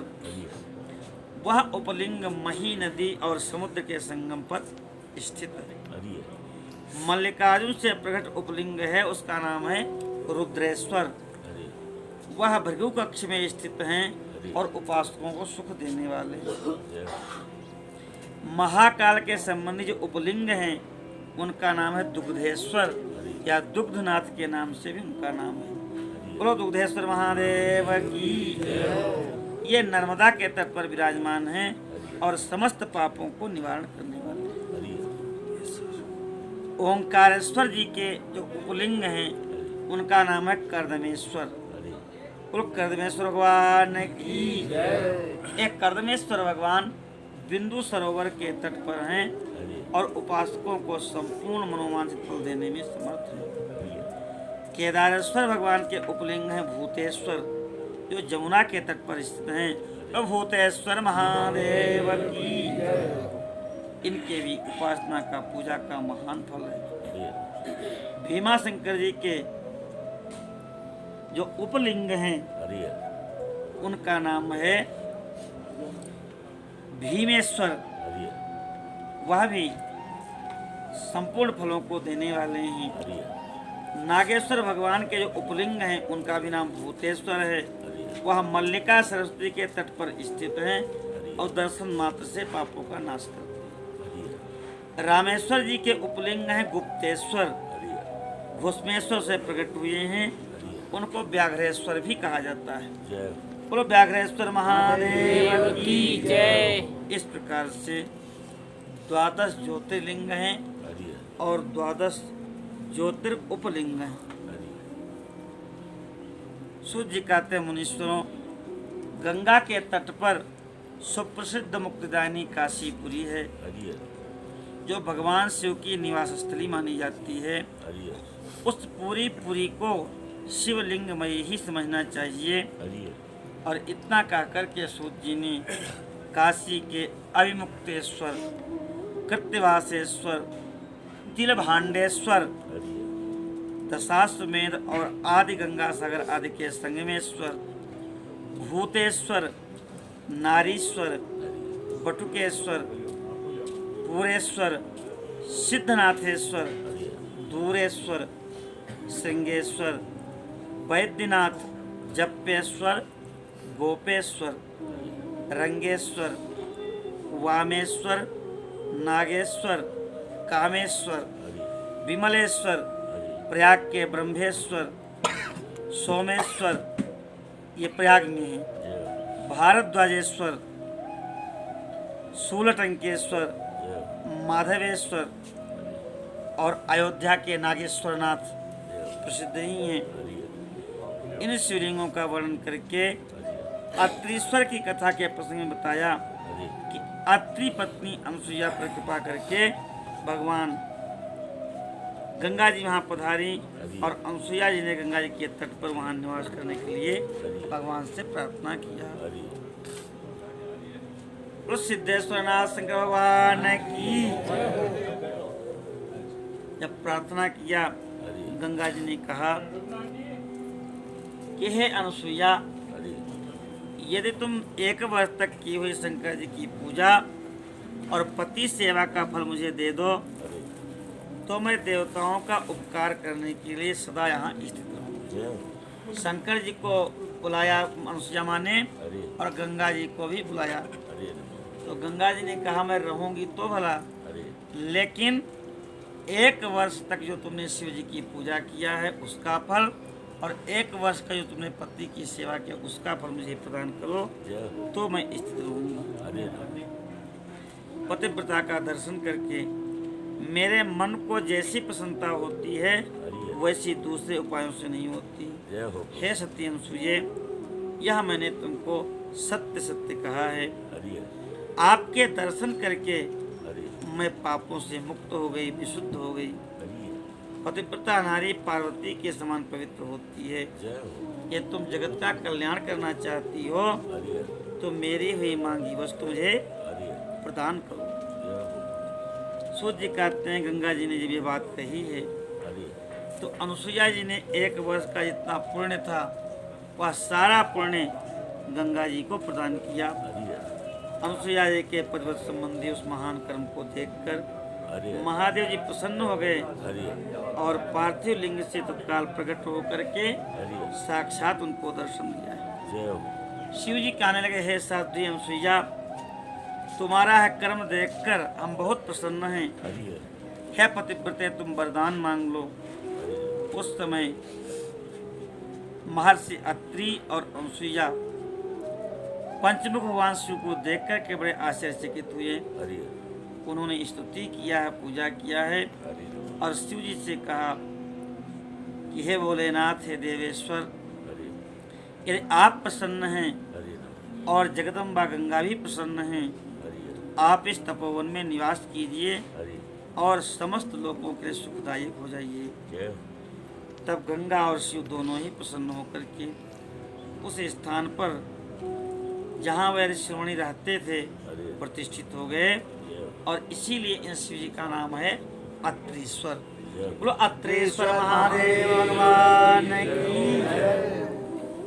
इस प्रकार से भगवान ने अनेक रूपों में भक्तों का कल्याण किया। भगवान के नाम का कीर्तन कर लें और आरती किया जाए। नमः शिवाय। जय शिव ओमकारा, ओ प्रभु हर भज ओमकारा। ब्रह्मा विष्णु सदा शिव, ब्रह्मा विष्णु सदा। अध गंगे दारा, ओम हर हर हर। देव एक एकानंद चतुरानंद पंचानंद राधे शिव पंचानंद राधे हंसासन गरुड़ासन हंसासन ब्रजवाहन राधे ओम हरे हरे देव दोय भुज चार चतुर भुज दस ते सोवे वो शिव दस भुज ते सोवे स्वामी जीरो रूप निरखता बम बोल जीरो रूप निरखता त्रिभुवन मन मोवे ओम हरे हरे देव अक्षमाला वन मुंड माला धारी ओ शिव मुंड माला धारी चंदन मृगमद चंदा चंदन दाह भाड़े शुभकारी ओम हरे हरे देव सीतांबर पीतांबर बाग बर अंगे ओ शिव गे सनकादिक प्रभुतादिक सनकादिक भूतादित संगे ओम हरे हरे देव कर्मा देय कमंडल चकति शूल धरता शिव चकति शूल धरता जग करता जग हरता सुख करता रे दुख ताहा जग पालन करता ओम हरे हरे देव लक्ष्मी वर उमियावर सावत्री संगी शिव सावत्री संगी पार बता अद गंगा पार हरे भोले गंगे ओम हरे हरे देव ब्रह्मा विष्णु सदा शिव जानत अविवेक शिव जानत अविवेका अपर नाक्षर के मादे ओम मादे यह तीनों एका ओम हरे हरे देव काशी में विश्वनाथ विराजे नंदो ब्रह्मचारी ओ शिव भोलो ब्रह्मचारी नित उठ भोग लगावत नित उठ दर्शन महिमा अति बारी ओम हरे हरे देव त्रिगुणा स्वामी जी की आरती जो कोई नर गावे उजारा मन शुद्ध हो जावे वर्णत शिवानंद स्वामी रटत ऐसा फल पावे ओम हरे देव जय शिव ओम कारा हरे भज ओम का